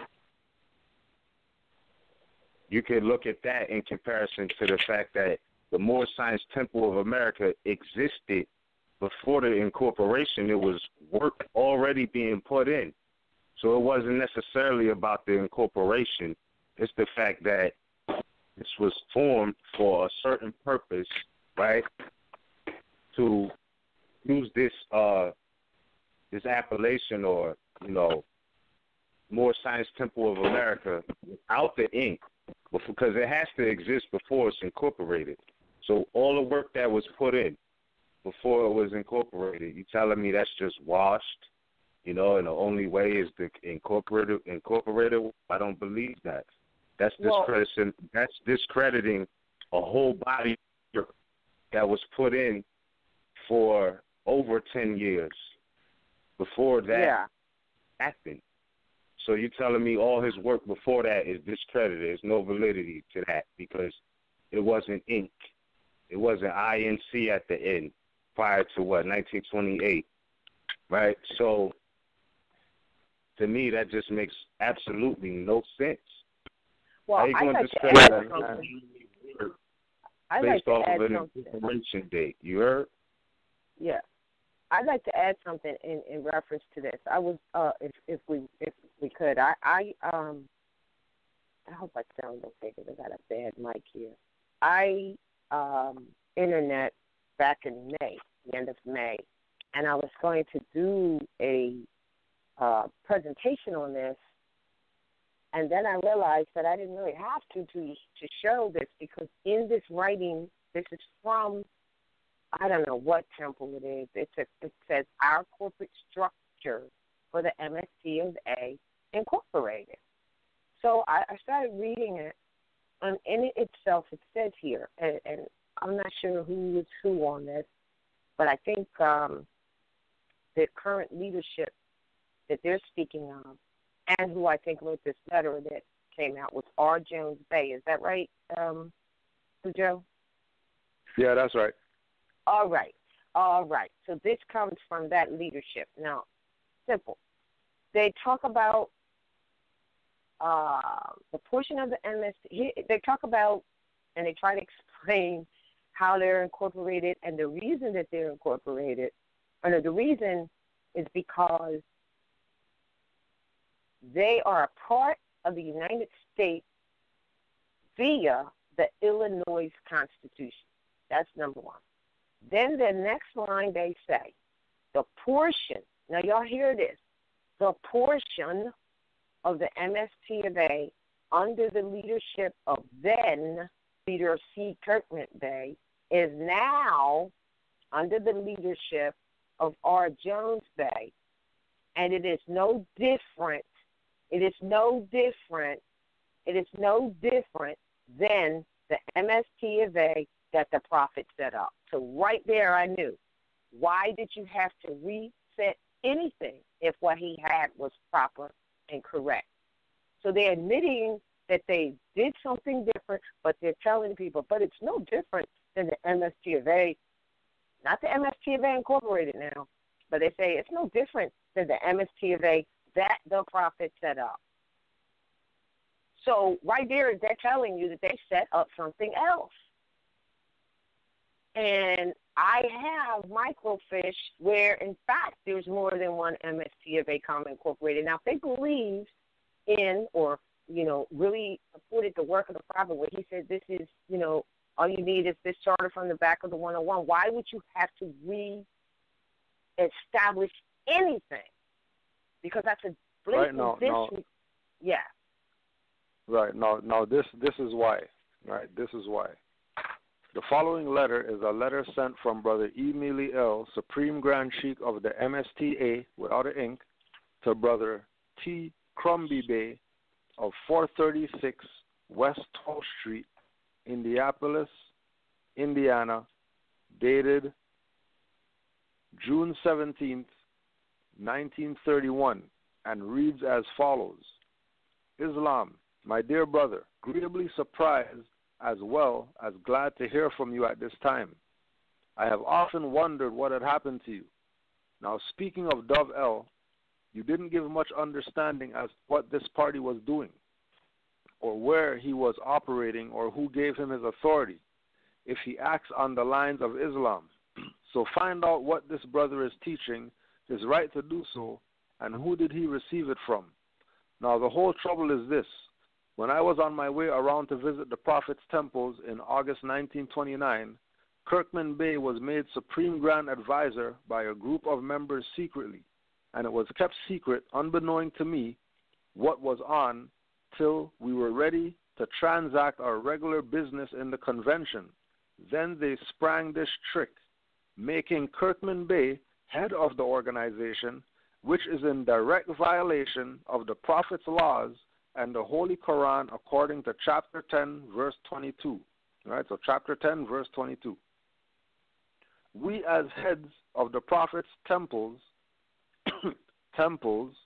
right, fell asleep at that point by being confused over passing of our Prophet, which they knew you would not be expecting any surprise, and that so they thought was the time for them to put him over. But I had stated in the outset, in advance of any official work, that in view of the passing of the Prophet and the much confusion that was very rampant at that time, we wouldn't be able to do anything effective except choose a grand treasurer and a board of trustees, which the Prophet said himself we should have. Anything else, I declared, would be unofficial until the next meeting of quote-unquote Supreme Grand Council.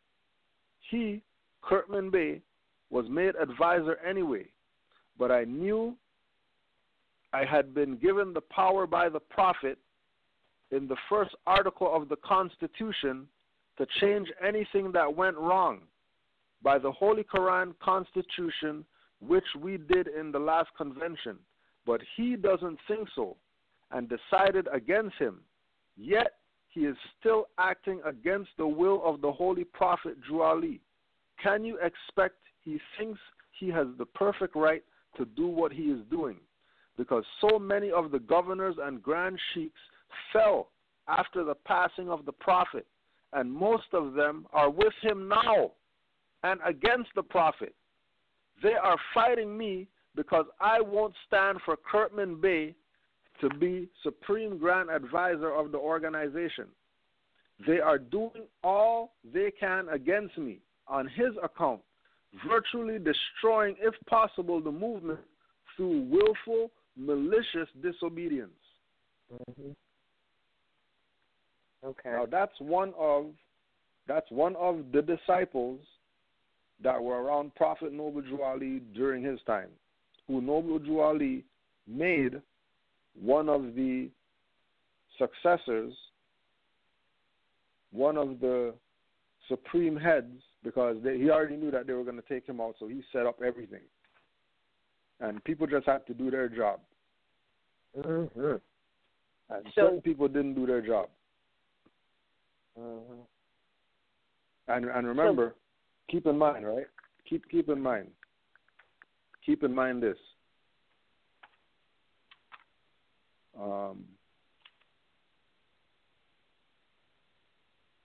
But can you expect? He thinks he has perfect right to do what he is doing because so many governors and grand sheiks fell after the passing of the Prophet, and most of them are with him now and against the Prophet. So not only are they with the sellouts of Noble Drew Ali,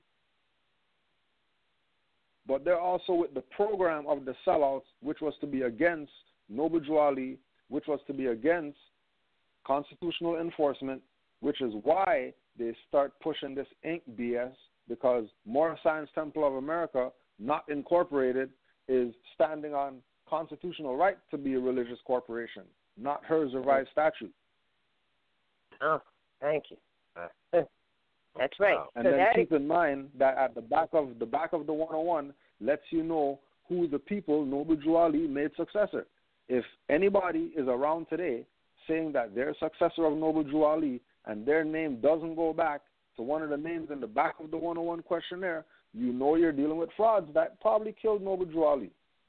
So try to stay away from those people because they really killed him. If they killed the Prophet, do you really think that... Go ahead. No, go ahead. No, I'm going to say, I was just going to interject there what you just said, because you're talking about C. Kirkland Bey that did this infiltration, and this guy, R. Jones, is now the leadership supposedly under C. Kirkland Bey. So this would apply. Exactly. Okay. Exactly. All right. Because really, if you read this that I'm looking at, it's so clear. It's so clear that, that they did something different. And like I said, we've seen the microfiche. We know that there is two that was set up, another one that was set up. And since that time, I must say, there's a whole bunch of people setting up MSC of A Incorporated. And it's just a big mess. And again, it comes back to that same thing that, when we got our charter as Moor Science Temple of America, we were that was with Daweed L and them, right? Mm-hmm. We were the last baton holders of the Moors that came up in that body that were literally in control of Chicago as far as Moors are concerned, and the activity of Moors. And they can go to any store and get anything free because they're Moors. Like they had Chicago locked down as Moors, right? Forget ink and all that stuff. Allodial, Moors. Period. No UCC, no we need to sell packages for you to be Moors or whatever like that. Yo, just come to Temple, proclaim your nationality, talk to the secretary right over there, get your nationality card, and we'll be a Moor. Like we already checkmated this whole shit for you. All you have to do is just go be a Moor. That's all. Like it was locked like that. Right? Moors had a school and all of that. Right? Under Moor Science Temple of America, no ink. So it was done. right? So one of the issues that people have is that we have a charter, right? And they don't really have jurisdiction because, you know, the Moors who gave us the charter also made me Grand Governor for that reason. Because they know these dirty Moors would have come to try to take it. And the only one who has authority to take a charter from a Moor Science Temple, not from the Grand Major Temple, is a governor. We would have been not had a charter if it was up to Grand Major Temple. Mm-hmm. Mm-hmm. But we know people on the inside. We know people on the inside who, regardless of what, you know what I mean? You know, they can't say that Canaan land doesn't rep for Noble Drew Ali and the Moorish Divine and National Movement. People could talk whatever BS they want, but there's people within Grand Major Temple who know that, you know, Allah's got something for them if they come try taking charters from Canaan land Moors. Not even us. Mm-hmm. The real deal. Why? Because, you know, we open our doors to anybody, anywhere, to be part of a Moorish Science Temple. Because this is your stuff to be part of. Mm-hmm. That's like somebody called me the other day talking about they went to the temple because they heard that there's a temple, you know, they're going to check it out or whatever like that. And the mufti's telling them that, oh, they can't come. This is over the phone. They can't come. They have to be invited. What's that, a secret society that the prophet said he was taking the covers off of? Oh. Right? This is the madness people doing with your birthright. You can't come because you weren't invited to the Moorish Science Temple. You didn't get an invite, so you can't come. That's a direct violation. That goes directly against what he said, come. He said, come all ye and hear the truth about your nationality and your birthright. You are not Negro, colored, and black. Come link yourself back up to the family of nations and take your place amongst the affairs of man. And now you have this temple that's supposed to be repping that, telling you, oh, no, you can't come unless you're invited. So that should tell the people right there. No, and keep in mind, these are the same Moors who are trying to boost a Moor to run for president, U.S. democracy. Right. I just want to say this. There's so much in this. So basically, though, with this letter from this infiltrator, what are they saying? They're saying don't use MST Incorporated because you know what, we don't use it. We don't deal with that anyway. Is that what are they trying to say? Are they trying to say because what they've ultimately done? What they've ultimately done, because they put it on paper, is that they hex themselves and trap themselves in their own fraudulent jurisdiction. And anybody who's in that jurisdiction. Mm-hmm. Because if I don't say Moorish Science Temple of America, Inc., then whatever they're saying doesn't apply to me. I don't know what the hell they're talking about. Thank you. That's what Sister Anita was saying. We're like, well, I don't know what they're talking about. They don't apply to anything we say. Who are they talking to? Or whoever's ink out there, then you better, you know what I mean, check yourself, because these dudes, if you check the record, they sue Moors and stuff like that for using stuff that they say is under their jurisdiction. Mm-hmm. They're gonna take you right into the colonizers' court, which is a violation of Zodiac Constitution, right? They're gonna take you. Moors are gonna take you into the colonizers' court to sue you for having a Quran or saying you're Moorish Science Temple of America, Inc., because, you know, you thought, well, Noble Drew Ali said this is my movement, but you didn't really read the fine print. You just figured, I'm going to call myself Moorish Science Temple of America, Inc., too, and rep Noble Drew Ali or whatever, and then you get a lawsuit and all that stuff, have these people dragging you through court. Ask Pleasant Pay. He knows what went down. That's why he jumped ship and started saying Moorish American national government. Really? Because Moors took him to court. Oh, yeah.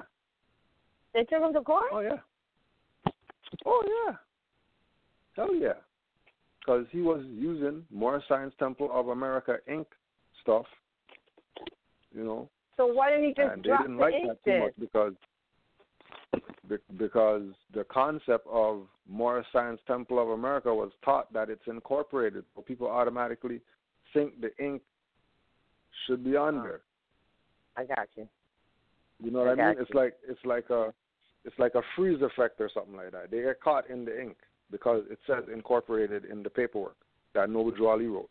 It's just like they get caught in Noble Drew Ali said vote, so Moors are going to go vote for Trump or whatever.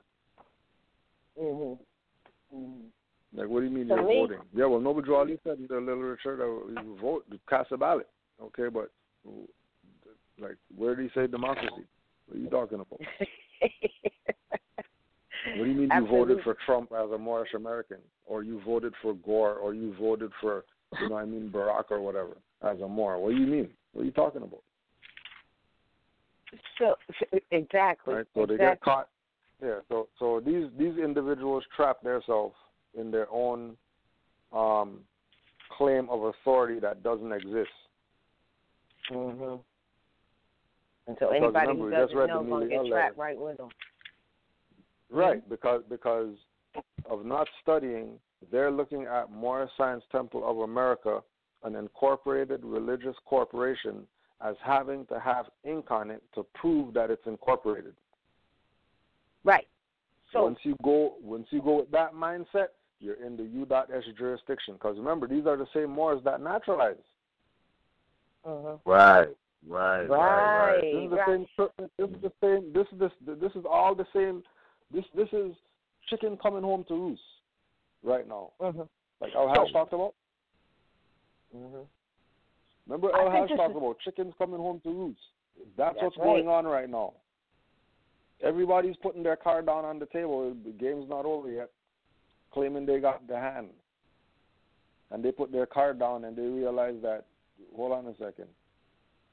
You know what I mean? Like, somebody has a hand that is higher than our hand. You know, they forgot Allah was playing the game. I think then that this is the perfect time to say what the definition of incorporate is. Because it literally means united in one body. All right? Incorporate, to make into one body. You know, it's like I can say, made one in body, intimately united or blended. I could say, look, I've incorporated some red shoes in my shoe. I'm just saying, I don't. But you could say, well, I've incorporated that into my wardrobe, or I've incorporated that into my whatever. So we need to understand that, and that's the fine-tune this thing here. I mean, it's a little deeper than that, but I just think that throw that on the table a little bit here.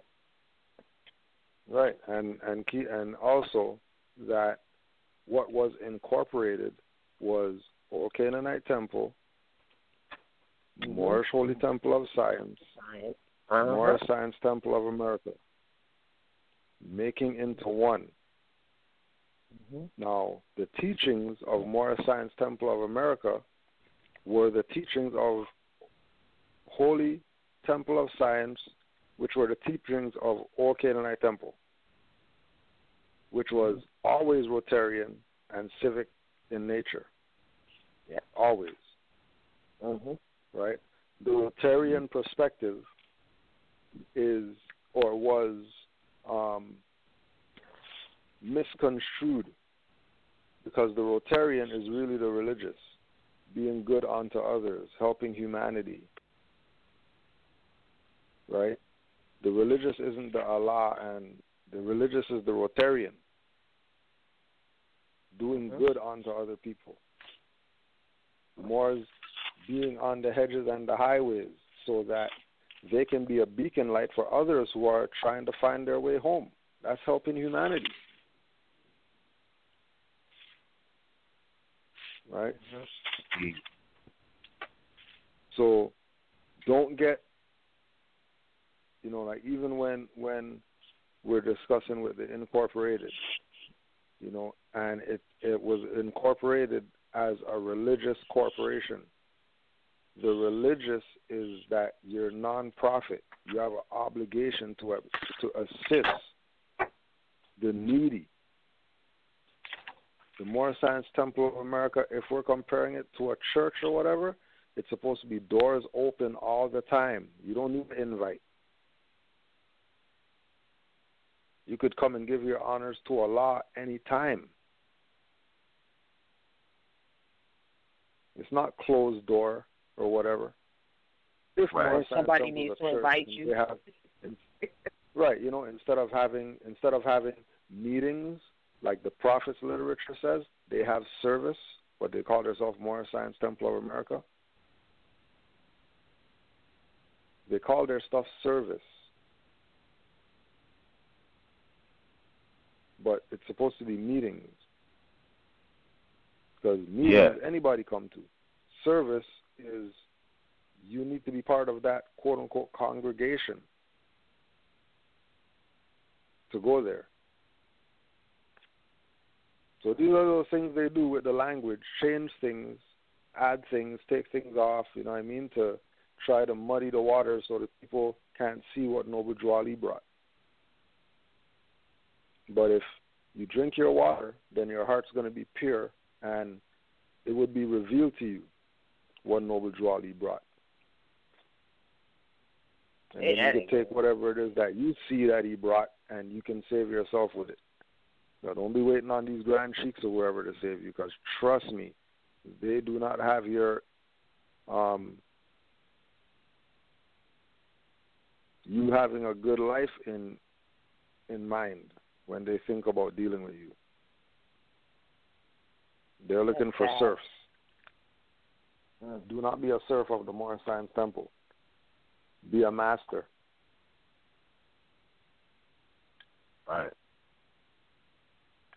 I mean, I think the best thing you could do is get the lessons and absorb them, and then utilize the lessons, not what the preacher man is saying, you know, with the text, as much writings as you can get relative to Noble Drew Ali in the references he was making.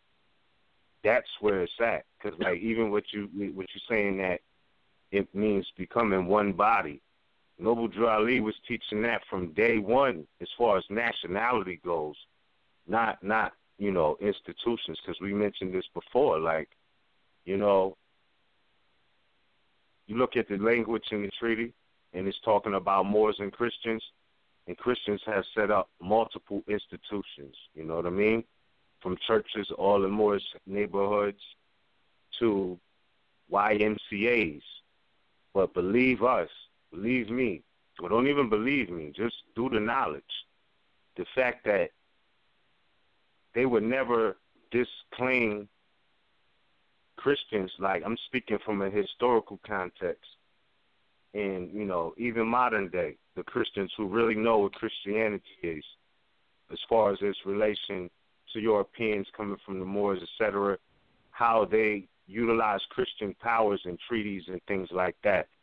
But believe, those Europeans who know that they, like, we can't be Christians, like, they would never say that somebody's not a Christian because they didn't go to the YMCA, or that, you know, they didn't go to the church on the same block as the church they, you know, their best, you know, one of their friends was a pastor at.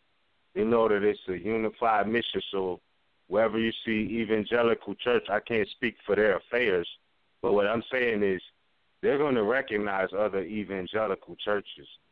They might have discrepancies with the Protestant or whatever, but it's so many divisions.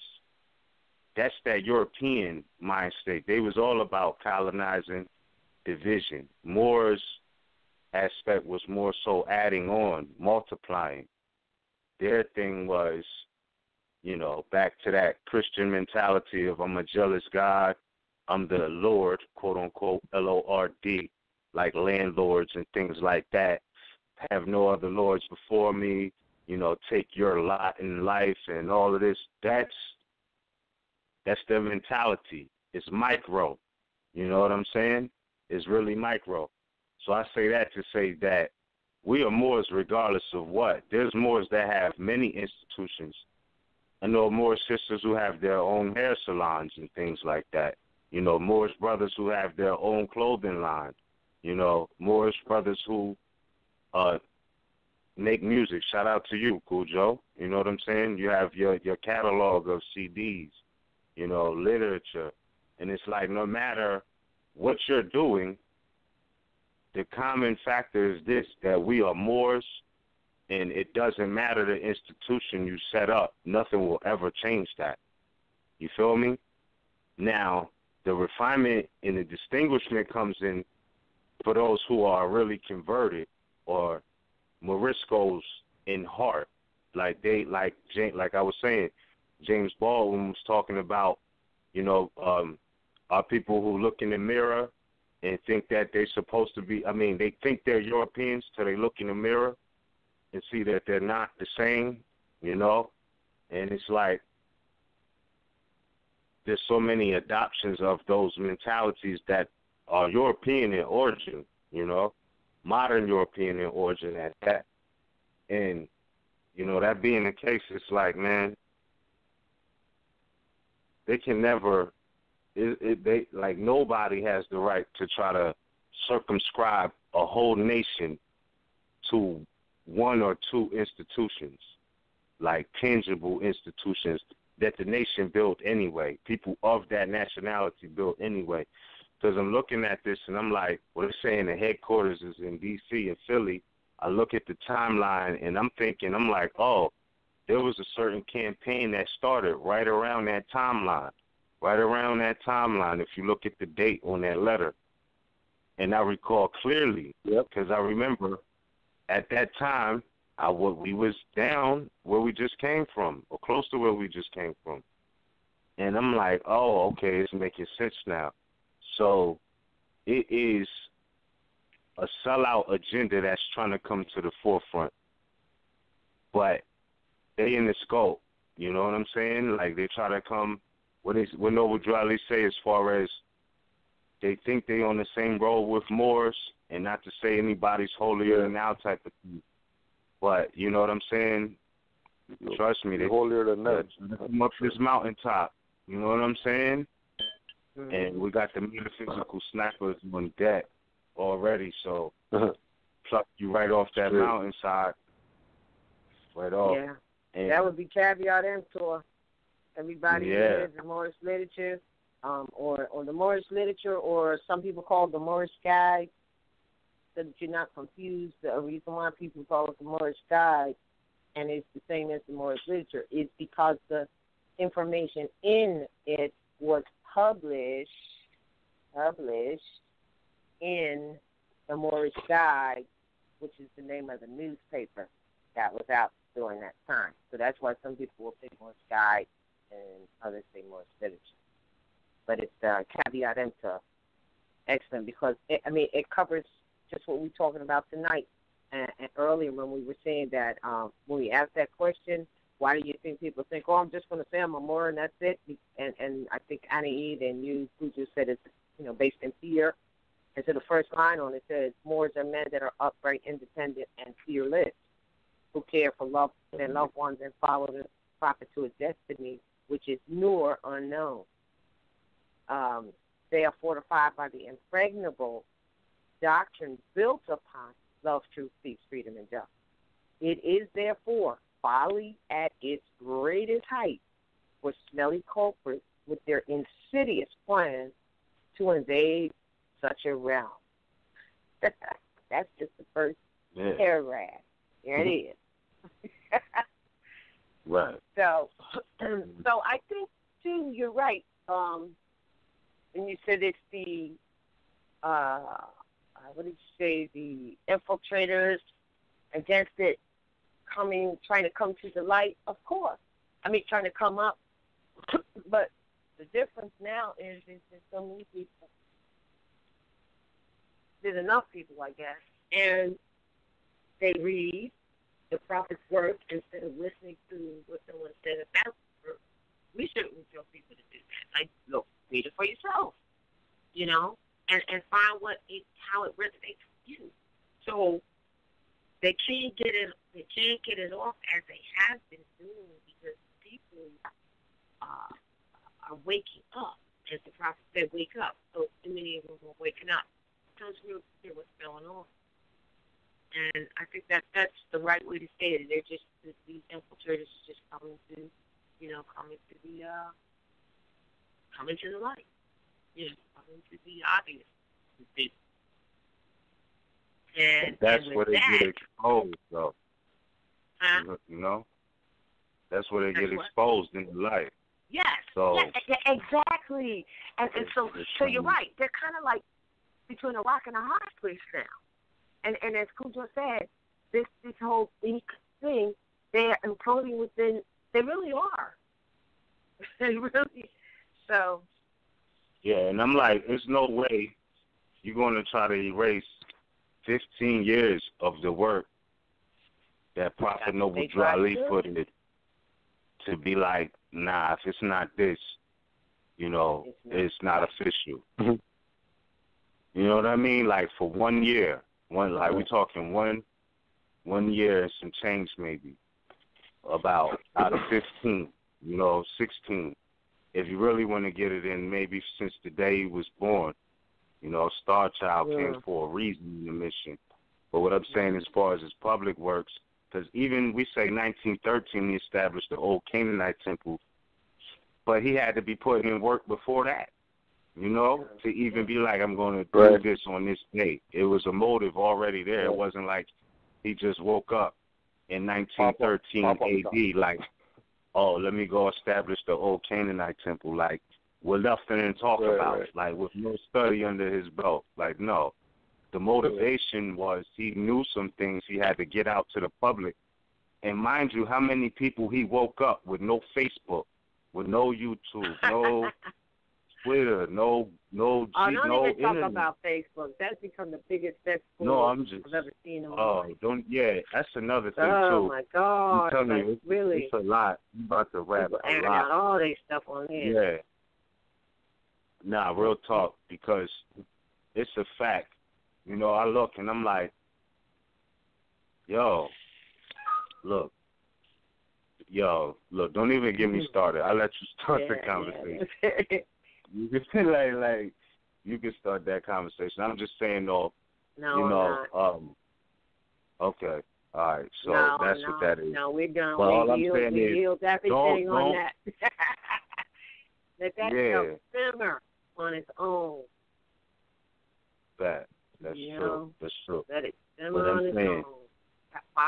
We here on MHHS, other noble people who honorably, rep, but like for the most part, man, it's just some craziness going on. Look, we'll say that conversation for another day. When you want to talk about that, then I will. But all right, okay, cool. All right, so all right. Well, I really appreciate being able to, it's just like I said, I had pulled this thing back in May, and it interests me, and I wanted to do something on it. And within its own writing, it answered the question that was obvious. And now here we are having this discussion, and so it's all tied in together. And so you're right. So all of them out there wanting to be more sign symbol Inc. They all into one little barrel on their own, and being held up from moving forward and doing the uplifting work. And another thing, my fault. I apologize. I did not mean to cut your wisdom. No, it's all right. No, I was just saying, I wanted to say, and I'm going to make this really concise. Even when you got dirty Moors coming on, this downplaying Moors who are about their absolute freedom, whether it be from right to travel to whatever, you know what I mean? Like, you have to understand the fact that Moor is not a slave brand. Like, that's a fact. They know the nobility that rings with that. Yes, they're savages, but not Moors specifically. I'm just saying there's people who go against certain principles of civilization as far as warring on Aboriginal indigenous people. But I just want to say, even if you look back to so-called slave days or slavery times, even when, people say that, quote-unquote, Africans were suffering slavery in North America and was kidnapped and all of that, like, there was a fine distinguishment when it came to Moors of so-called Virginia in that case in 1627, when they was talking about the fact that Moors, Turks, those not born in a Christian nation or Christian territory or something of that nature shall not be considered slaves, So it's like Europeans knew back then that Moors were not slaves. A lot of them still know that today, technically, when you do the etymology. But whether you talk connotative or denotative, like that is not something that applied to Moors. And it wasn't just because Moors, had Europeans enslaved. It's just for the fact that we're not, like, European subjects. Specifically when you look at the fact that they're claiming everybody was created equal and free, which, that's disputable. But I just wanted to say that for a fact, it's been recognized Moors are not slaves. Moors are free people for centuries, So when you look at it today in its linear form, and you got Moors who are saying, oh, you don't have a right to travel, that's just like, people who was mentally enslaved on the field, in the field, on the plantation. Like, let's say there was Moors enslaved on the plantation, right? Okay, you had the example of the one who would want to run away and the one who thought there wasn't a better place, so they would want to stay on the field.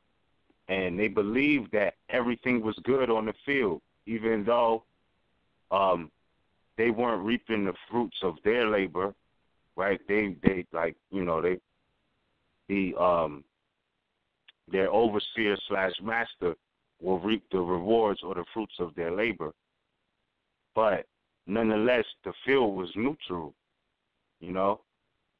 But those who wanted to get out of that situation, it's like it was always those who be like, nah, it's nothing better than this, So it's like you see that today with dirty Moors who are downplaying your right to travel, downplaying, your idea or the concept, you feel me, of being free, and acting like sovereignty is something never heard of by the Moor Science Temple of America, Inc. or not, when it's right in the lessons. It's right in the lessons, chapter 29. The word sovereignty is used. So, but again, back to what Cool Joe was saying, these are the same people who say you need an invite to come, opposed to going in. Excuse me. All right, so with that being said, I'm going to yield the floor. We're going to the lines.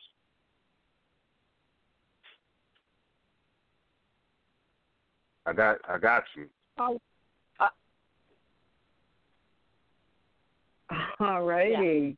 Yeah. All right, what we're going to do is we're going to open the lines up. If you have a question, comment, or concern, please press 1 on your telephone dial, and we will take the callers in the order that they appear. Once again, if you have a question, comment, or a concern, press 1 on your telephone dial, and we'll take the questions, or we'll take the callers in the order that they appear. Caller 770-833, you're live on the air. Please state your appellation at Northwestern Maximum. Islam. Yes, my appellation is Nobel. They call me Brother Noble. Peace, Mark. Yeah, I just kind of wanted to chime in on some of the subjects and some things I was talking about. I remember brother from Canaan land was saying, some of these Moors are doing lawsuits and so forth. But we kind of have to. I believe we kind of have to get a little aggressive too, into counter lawsuits to some of these organizations and so forth. Not out of out of just being out of anger and hate or anything like that. But it's a respect thing and it's an integrity thing you have to protect as Moors. That's how you're getting a lot of Moors that's doing this type of stuff. And you can do an injunction even within this type of lawsuit to have them cease and desist. And I know, you may have to go into the courts to do that, but you can go into the courts. There's procedures and ways to go into the courts without giving up jurisdiction through special appearance, restricted appearance. We got to know these type of procedures. And so when you enter in and you handle that, you gather all your evidence and everything, honorable judges will rule in your favor and have them cease and stop, this type of operation. Otherwise, they can come back, and this is how it happens. They get incorporated, and they can turn around and do suits against someone maybe they know that don't know the procedure or whatever, and then before you know it, they're like shutting us down and closing things out, shutting us out of our own heritage, our own name or whatever. And that's another thing, too. Speaking of names, they're using these names and stuff, just adding an ink. We're all familiar with T.D. Jakes, this, pastor or whatever, Christian pastor. If I was to start a church, and he has this church is called the Potter House. If I was to start it and name my church the Potter House, best believe he's going to come with a lawsuit saying, hey, you're using this, you're promoting Potter House or whatever as a church. Can't do that. So, we really got to be a little bit more aggressive as the people know procedure, do this right. Well, see, and it.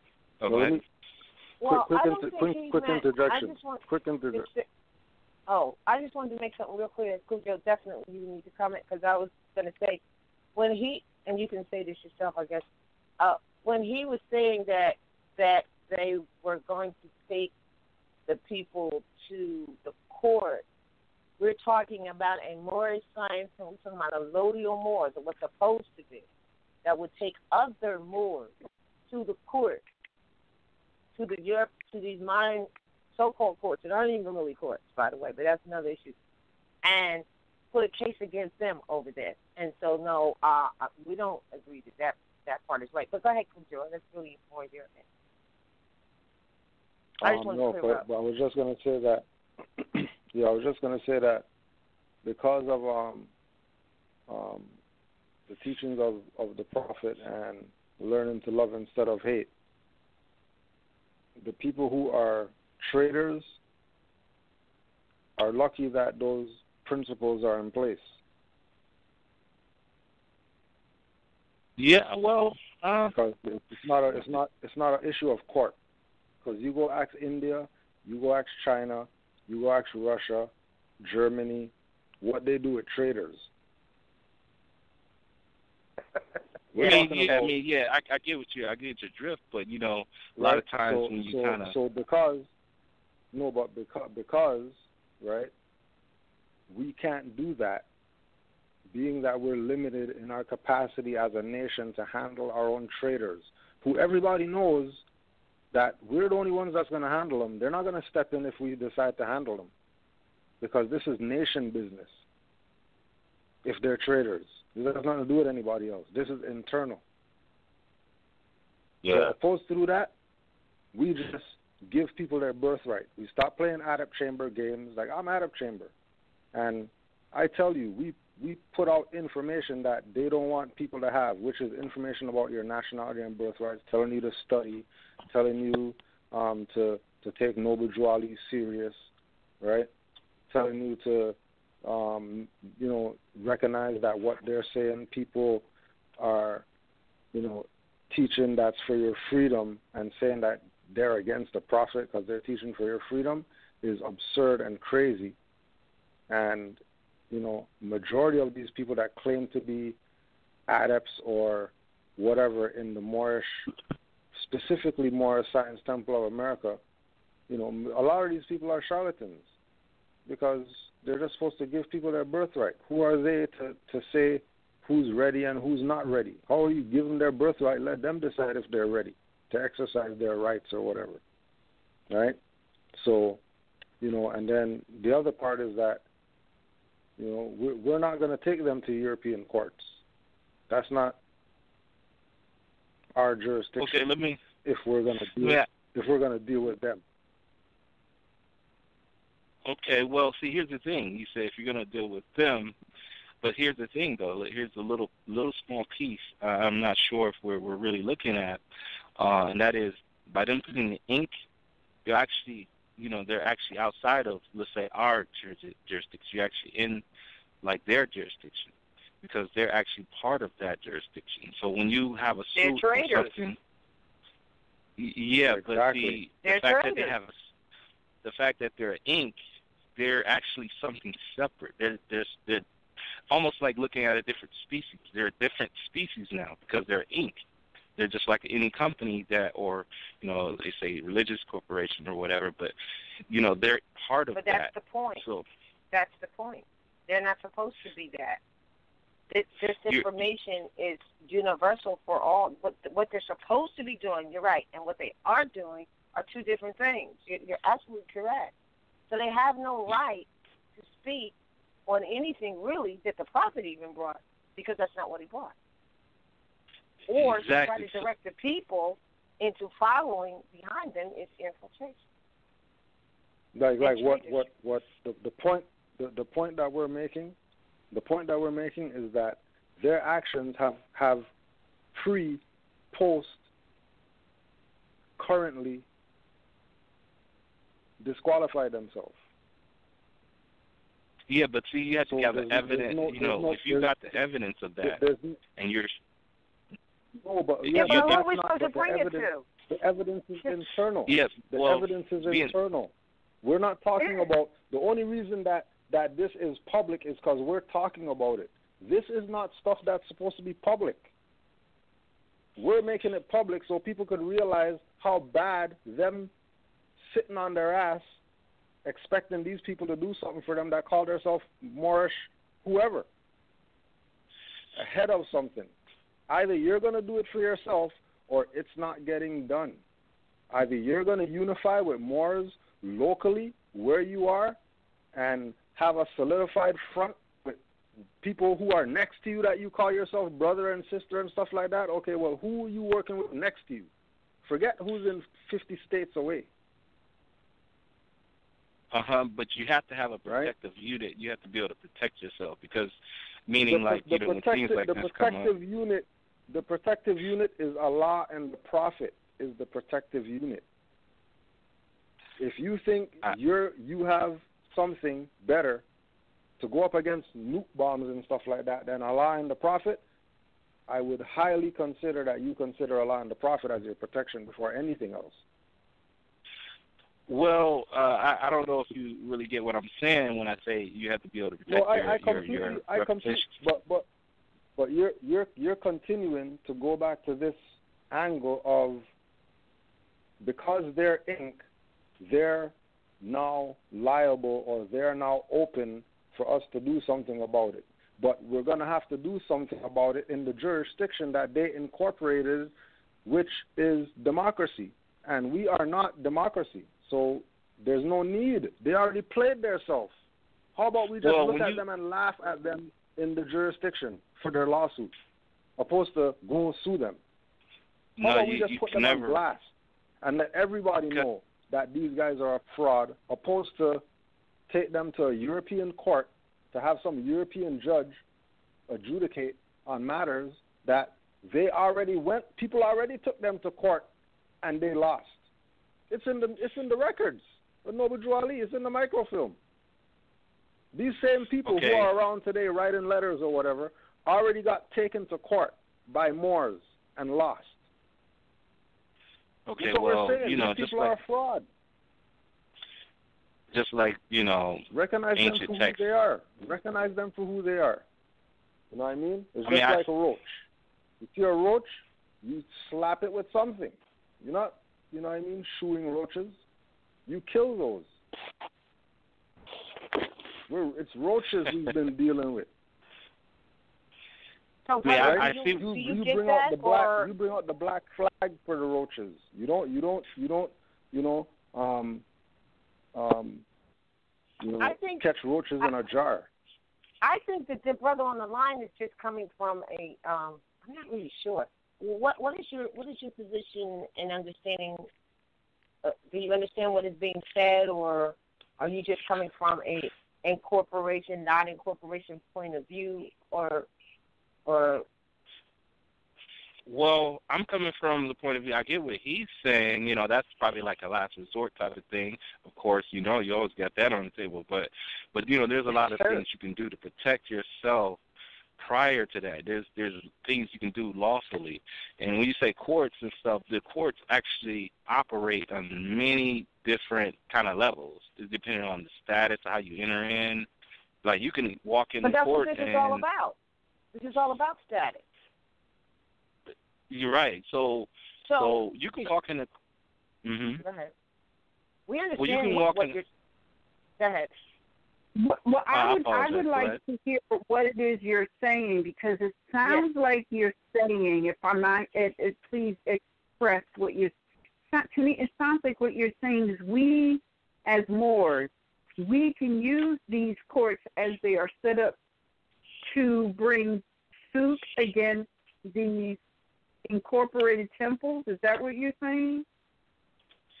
I'm saying that, but, of course, you got to have which it sounds like you already have the evidence. So once you have this type of evidence, you can actually prevent them. You can actually use their own courts against them, really, and you can stop them. You can enforce them to stop. So you can. First of all, you can sue. But they're really not doing anything except spreading the false propaganda that the prophet said they would be spreading. So, and people have freedom of speech regardless of how incorrect it may be. That's why the prophet said, and this is my opinion, this is why the prophet said, study, study, study. We have greater issues, with our livelihood, and getting that back under control, rather than even the basic right to travel. That's to me, that's just a more serious issue for me than suing That's simple. That's very an incorporated simple. temple. That's just, I'm trying to travel down the road. I don't care what any grand cheeky guy at some incorporated temple is pontificating. I really don't care. Well, the travel thing, if you want to touch on that, that's actually a really simple fix. Don't want to, because you know what? If you talking strategy, and I wouldn't be wanting to talk strategy on an open line like this, where there's who knows who's listening, because the minute you put your strategy on the table to the listening ears that you're not aware of, they just put things in place to block it. Yeah, I see what you're saying. But now back to this other thing. There's honestly, because what would happen if you leave it? Before you continue, we have two other callers. You don't have to hang up. I would just like them to join the conversation. We have caller 513200, and we have caller 321240. If you would like to, I think you might have something that you would like to add to the conversation, because I don't want to throw. I'm so happy that we've got some people who got some dialogue to add. Thank you so much, because this is what we need to be doing, and I really appreciate everyone who joins in these conversations, because these conversations is for each of us to be able to dialogue, but ultimately it can have a dialogue, because if we do step into the arena of the Supreme Court or the World Court or the United Nations, you got to be able to talk. So this is the practice arena. So please, Jayana, P, I know we always lose you before you get a chance to comment, so I definitely didn't want your phone to conk out before you were allowed to comment. And call 321-240, you're next. Go ahead. Go ahead. Oh, Jay? you talking to me? Oh, no. Yeah, I learned the trick, so it wouldn't shut me out. Yeah, Peace, thanks so much for letting me join the fun, because I definitely wanted to comment about what the brother is talking about. So I think that the issue with us being in the position that we are and in the situation that we're in and in the stage that we're in as Moors, being able to uplift and fallen humanity and coming out of the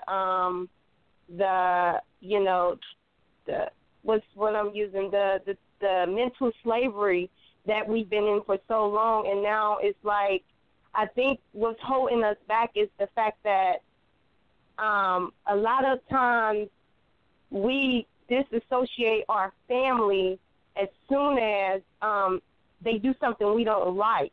And so I just want to say that, yeah, these people are whatever, using their free right of speech to say whatever they want to do. That's fine and dandy. But the fact that we want to go sue them because they sue us or this and that, that's not fine and dandy, because one, the prophet said, do not throw the Europeans on your brother. And two, he said we need to learn to love instead of hate. And so, anytime you go, I'm going to put it like this. I have a sister. And so if she was to do something to me, or if she was to go and do her free speech on Facebook or something like that, I'm not going to be mad and say, yeah, I'm about to sue her because, and you know what? And she let me put it like this. My sister, and then we got the same quote-unquote last name, and now she wanted to disclaim herself, and now I'm changing my name. I'm not part of your family. And so now I'm like, oh, she's open for me to sue because she's not part of my family. But in reality, she is still my family. It doesn't matter. And so though she want to be stupid or ignorant, that's fine. But I'm not about to just go sue her. And then that's the whole reason of why we still divided. Because the one person want to be divided, now we all want to be divided, now we all want to use the enemy to help us be more divided. And that's the whole point of getting ourselves out of the enemy's jurisdiction and at all costs. It doesn't matter what your family doing. Like Pucho said, this is internal. That's my sister. I beat her up myself. I don't need to go to nobody to beat my sister up or tell her what it is, the truth. I tell her the truth myself and keep it moving. And so when we're trying to take it outside of family to go to an outsider who is not family to try to sue or do whatever, that is unacceptable, period. It doesn't matter what your family did. That's something internally we need to correct and get fixed. And the fact that we are still divided and we still use other people and other family members to help solve our problems shows how incompetent we are and shows how we ourselves need to get our shit more in order, period. And so that's why they continue to laugh at us and we continue to go through the problems we go through, because as soon as somebody do something to somebody, they can easily manipulate us, and say, oh, yeah, well, you mad at her, so won't you help me sue her, or won't you help me go ahead and throw her in jail? And now I'm up here standing on the stand being a witness against my own sister. It's terrible. So, no, you cannot sue. It doesn't matter that they saying it. So what? They're still family. It doesn't matter. We just need to get our shit in order, and we need to do stuff a little bit more different so we can have that jurisdiction to go ahead and discipline our family the way we choose, the way we fit. At this point, we don't have it like that, but at this point, we're still not. I'm not going to go to the enemy that I just told last week. He don't have jurisdiction over me traveling, but, oh, you got jurisdiction over me to do something to my family. It doesn't make sense. So we have to really get it together. It doesn't make sense. So that's my point on that, of suing them. Sorry, I know I was overrun, but yeah. No, that's fine. I would like to interject here. I think there's a misunderstanding of really what I'm saying by protection and suing. I know suing sounds like it's just something harsh, but actually we would get way more respect. And here's why. Well, first of all, when you sue or go into if it has to be a so-called court, you first give them a chance. This is how way a real suit is supposed to go. You just don't go and sue. You give them a chance. You send your evidence, like the Canaan Lodge or whatever. Sends evidence to them. This is what was founded way before whatever you were doing. So you can't really, you correspond through letters, record. It's recorded through letters, back and forth to the other lodges.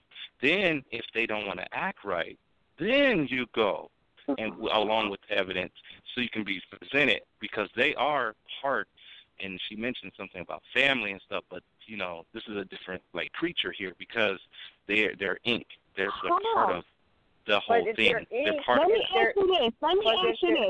ask you this. Wait, do you have a brother?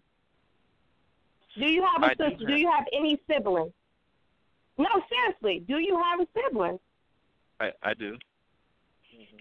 All right, and if one of your siblings goes to marry somebody else, and then they say, well, you know what, I'm going to add this person's name, I don't want to be part of your family no more, I'm just claiming this family because they're mad at you for some reason, do you consider your brother or your sister a different, at that moment, would you consider them a different species or whatever? Well, that's you can't really apply that.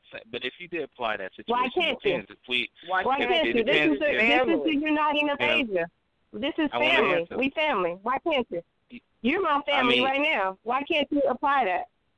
I would only apply that if we came together and we already had something, like say our family had a constitution, and it was already established, and then she went on and married. We do have a constitution. In your example, I'm just gonna go with the example. Like if my sister, hold on. Let me interject here. I want to interject something here. First of all, as a family, we don't need a constitution. The Constitution was established as a terms of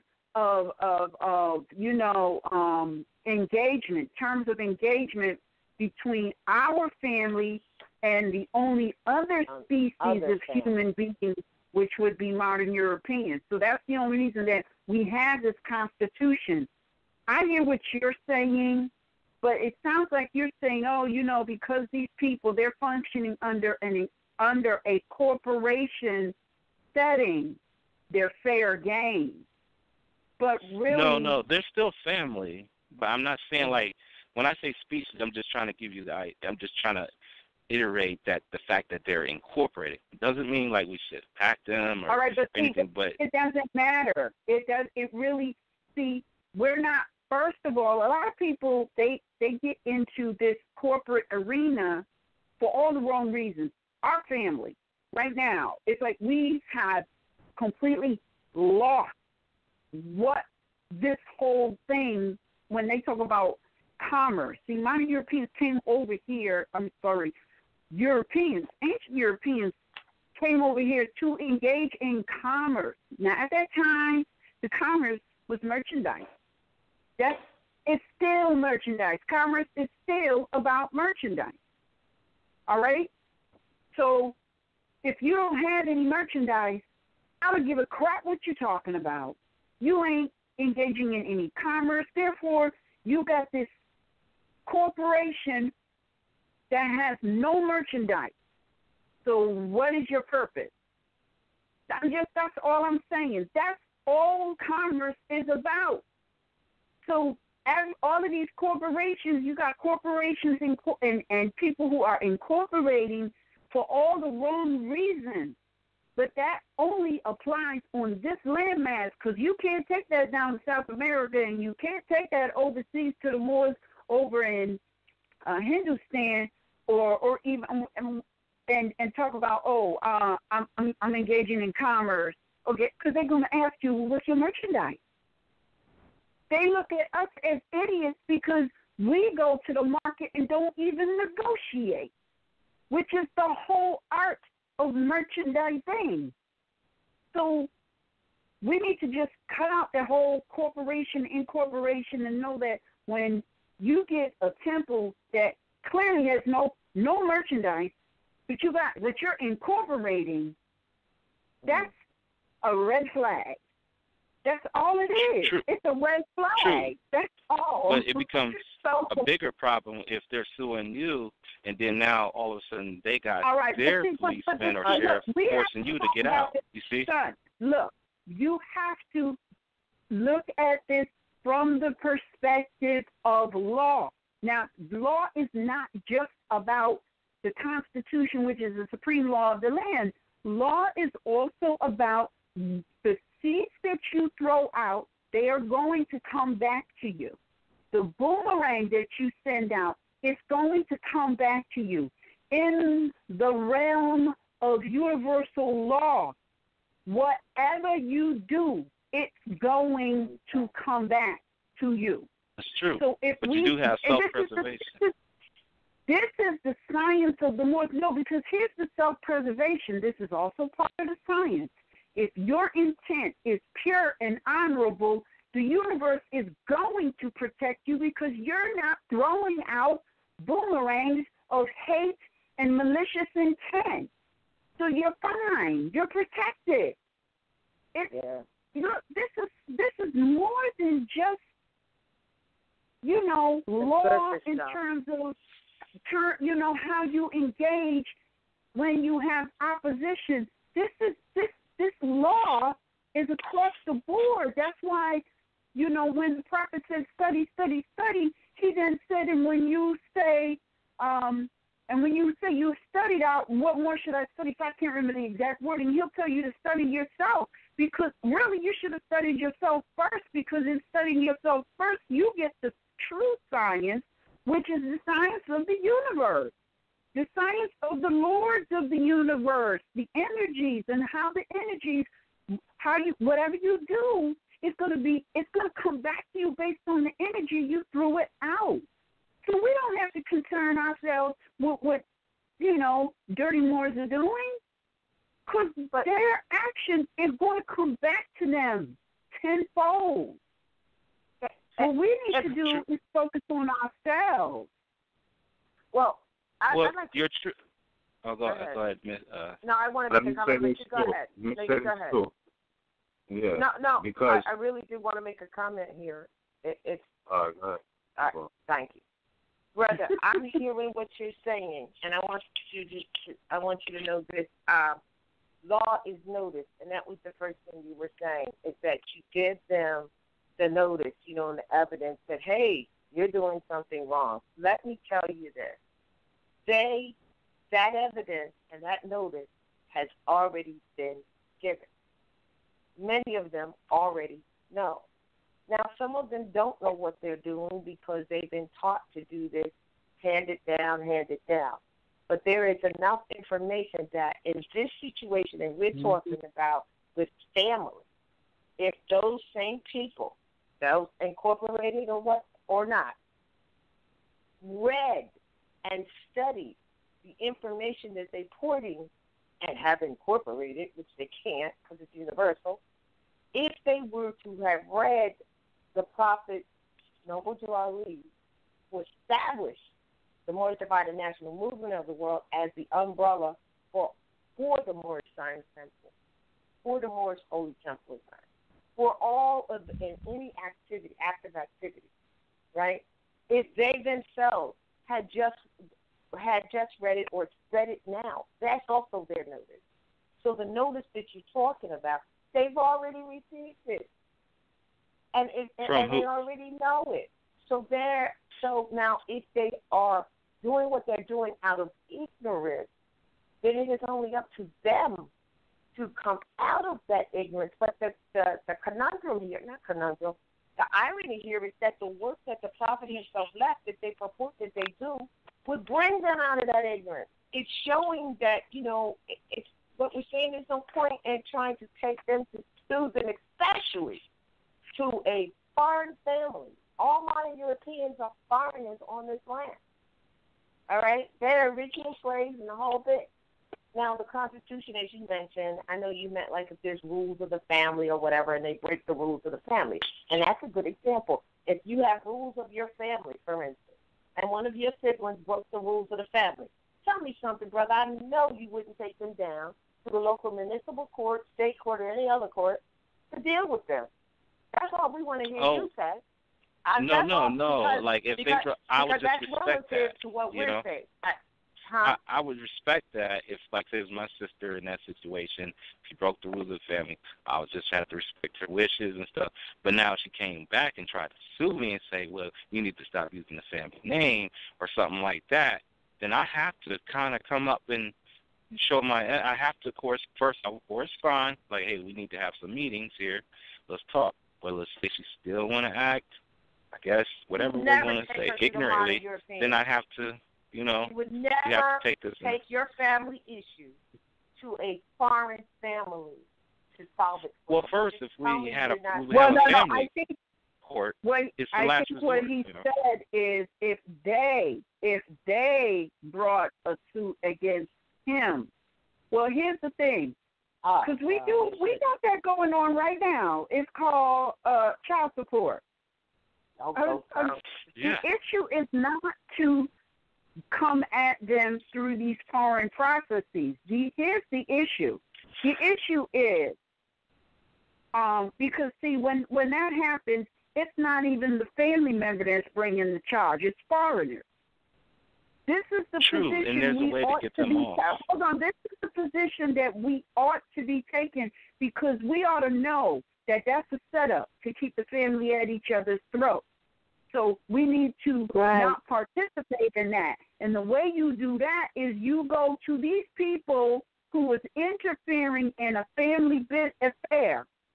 Don't matter who's bringing it. It doesn't matter who's bringing it. But you need to tell them, look, I'm not obligated to talk to you about my family issues. And so, no, I will not be participating. Now, if the other family member wants to continue yakety-yakking with them, that's fine. You don't have any say over who they want to talk to. Because you can get caught up. Not a problem. That's the truth of the matter. It's not a problem. In our community. It's not a problem. Yes, you can. This is if you leave it alone and say it can be a problem. Why do you think that's a problem? Because if, let's say you do, you tried to work it out, but then, like, the man or the woman just said, nope, I'm a work with them or whatever, and they keep sending you letters and saying, you need to be summoned to court, so forth, and you just saying, well, I don't really, that court don't belong to me, or whatever, the reasoning may be, you can find yourself in a hole. I mean, no, you can't. To the point where they put warrants and so forth. You have to be able to address the situation. You're going to find that you have divided. No, you're going to find that you're in a divided family. That's the first thing that you need to look at, because as an example, with the family court, for instance, you've got the mother who's using this third party to come after you in regards to child support. You can very easily get. Yeah, but let me just say, you can very easily get out of that with your status and say, no, I'm not discussing my family issues with you. You have no jurisdiction over that, and you can successfully do that. But here's where the problem comes. Now you have the child that you might want to be a part of their life, and then the mother will, and then since the mother has, she's in grave error for doing this. The mother is in error all day long for taking any of these Moorish sons to or allowing them to be chastised or supposedly adjudicated in these foreign venues they call courts, family courts, which is really unlawful. So she's wrong for doing it. But here's the deal. You can easily get out of that with your status and with your knowledge of law. But now you're stuck with it. I can't go talk to her. I might not be able to see my children. So then you say, well, all right, then we're going to do visitation. But here's the problem. How are you going to tell the same court that you just, like Anna said, you have no jurisdiction over me, but then you're going to go in there to try to discuss visitation? That's a problem. That's what we tell women. Our family, we have to solve our own issues, period, because they're only going to rate you or finance, pick you up on any given Friday because you didn't do this or you didn't do that, et cetera, like that. This is why we're saying it's a family issue. These courts, these venues, these so-called family courts that are courts have no business in our family affairs. And that's what mothers and all of us need to realize. They don't have the authority over you. You can't tell them they don't have the authority and they have to go there and figure out visitation. It's really a contradiction and a problem. We admit to that. That's why we need to, end this madness. I agree. I agree with you on that. But hold on, before you say something else, though, look, it's like this. The bottom line is this. They're like, certain people are looked down on. They look down on certain people. But there's just certain principles that are universal. Example, Cujo was talking about the elements and the principles of love, truth, peace, freedom, and justice being in place. And this is facts, okay? Justice is internal, external. It's a universal force. It's not something that's going to come from pilgrims who are going to take advantage of, it's like this. If you see a lion pride, and there's a lion in the pride that's not acting right or whatever, like the lions take care of that. That's natural law. Like they don't throw the lion to the tiger to eat. They might leave the carcass, and they get to take advantage of, whatever meat is left on the bones. But in the law of nature, certain species handle their own affairs.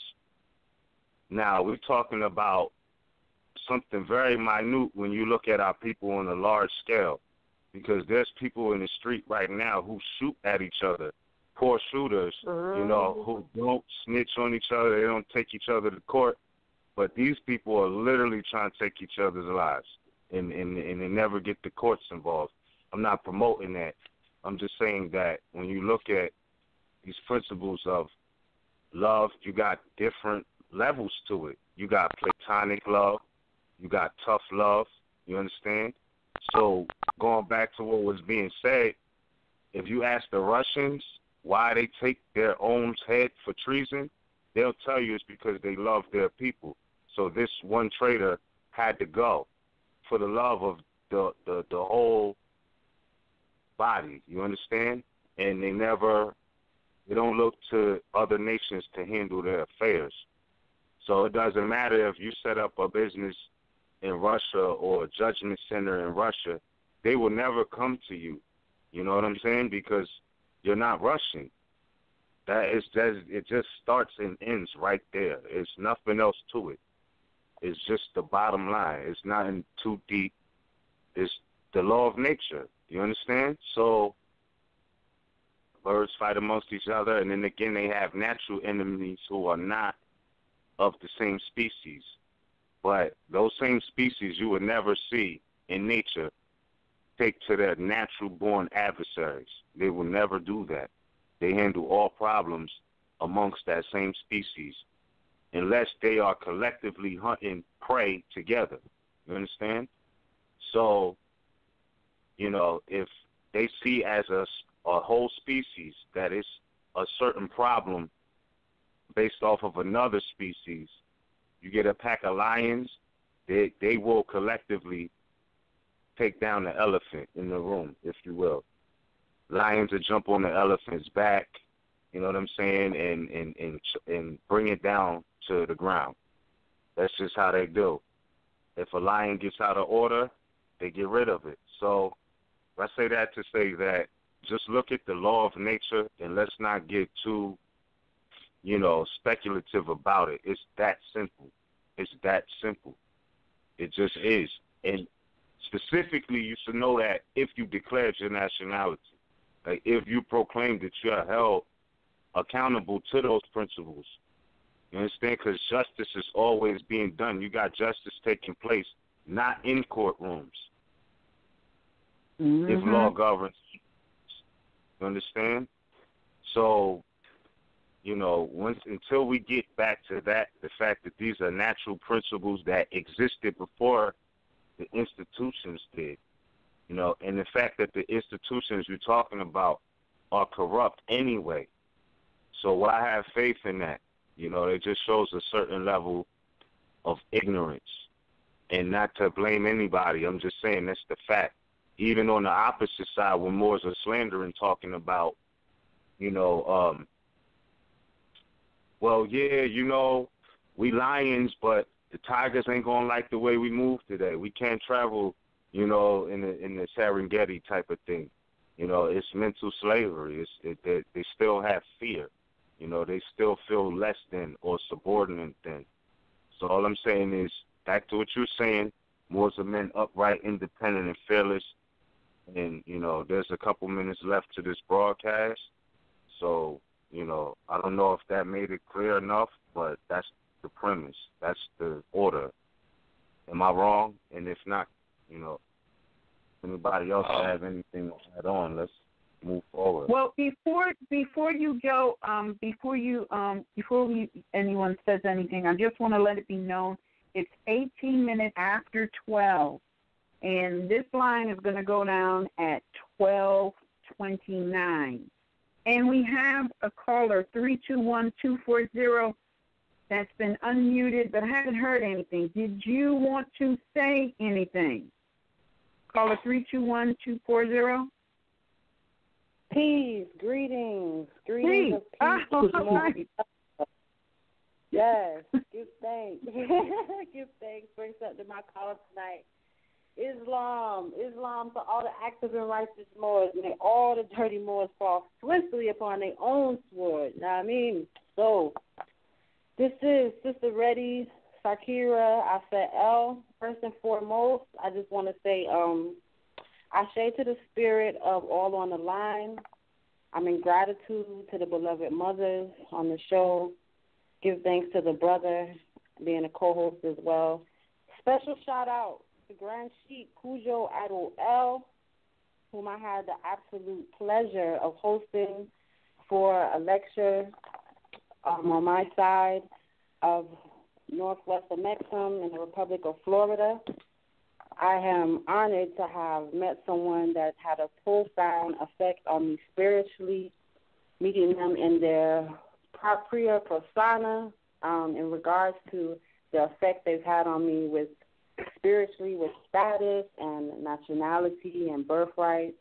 I know I'm Moorish American, and I study R.D. Bay all day, Canaan Land Moorish Channel, as well as Tajri Bay and all other active Moors. All praises due to Noble Drew Ali.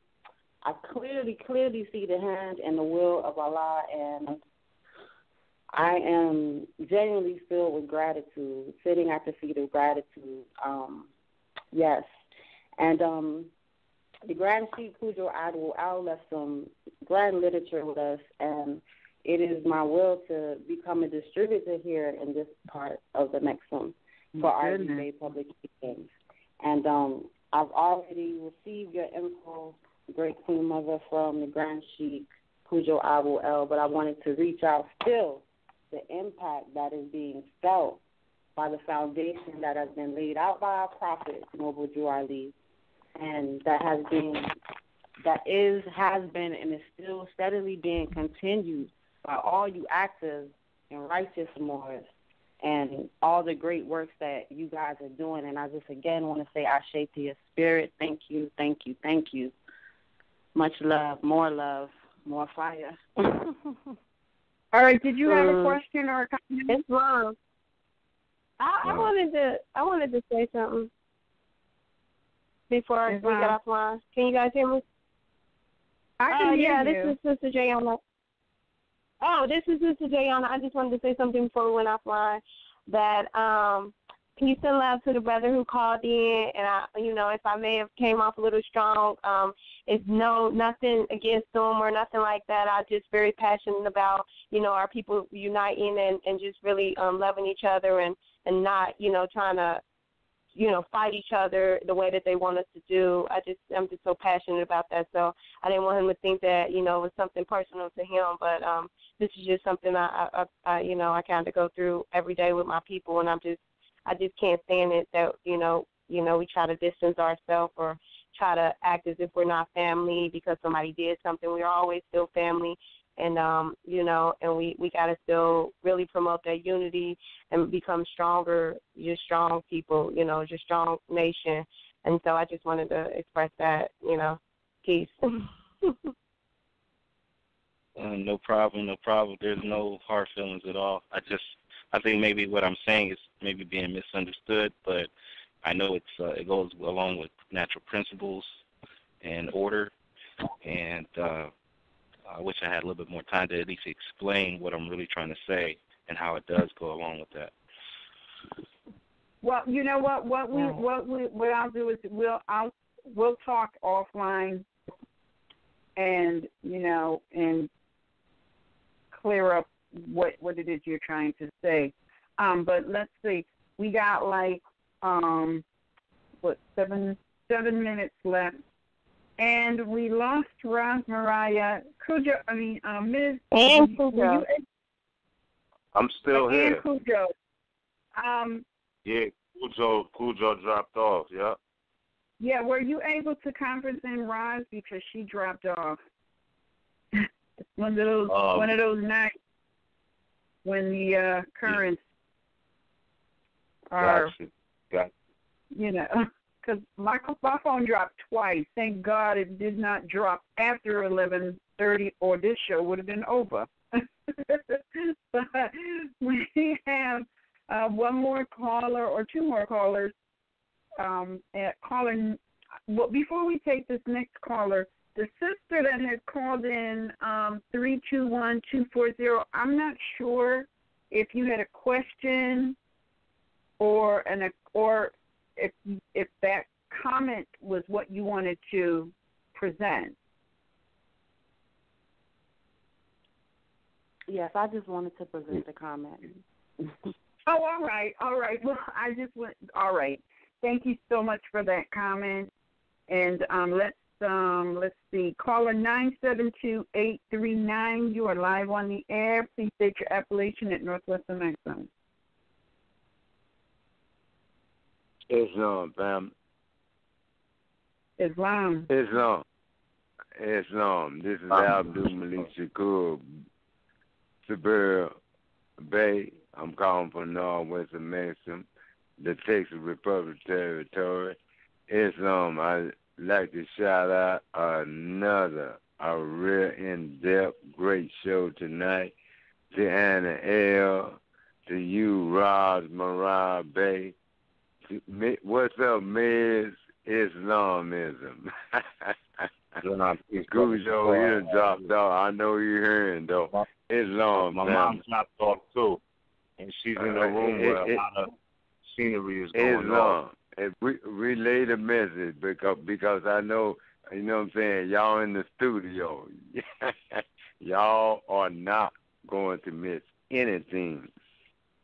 I would just like to state, and the voice of the prophet, and especially to the young man that was on the line, if you have race pride and love your race, join the Moor Science Temple of America and become a part of this divine movement. Then you will have power to redeem your race, because you will know who you are and your forefathers were. Because where there is unity, there is strength. Together we stand, divided we fall. Come, good people, because I, the prophet, sent to redeem this nation from mental slavery. When you have now we need together, every one of us you who think that your condition can be better. This is a field open to strong men and women.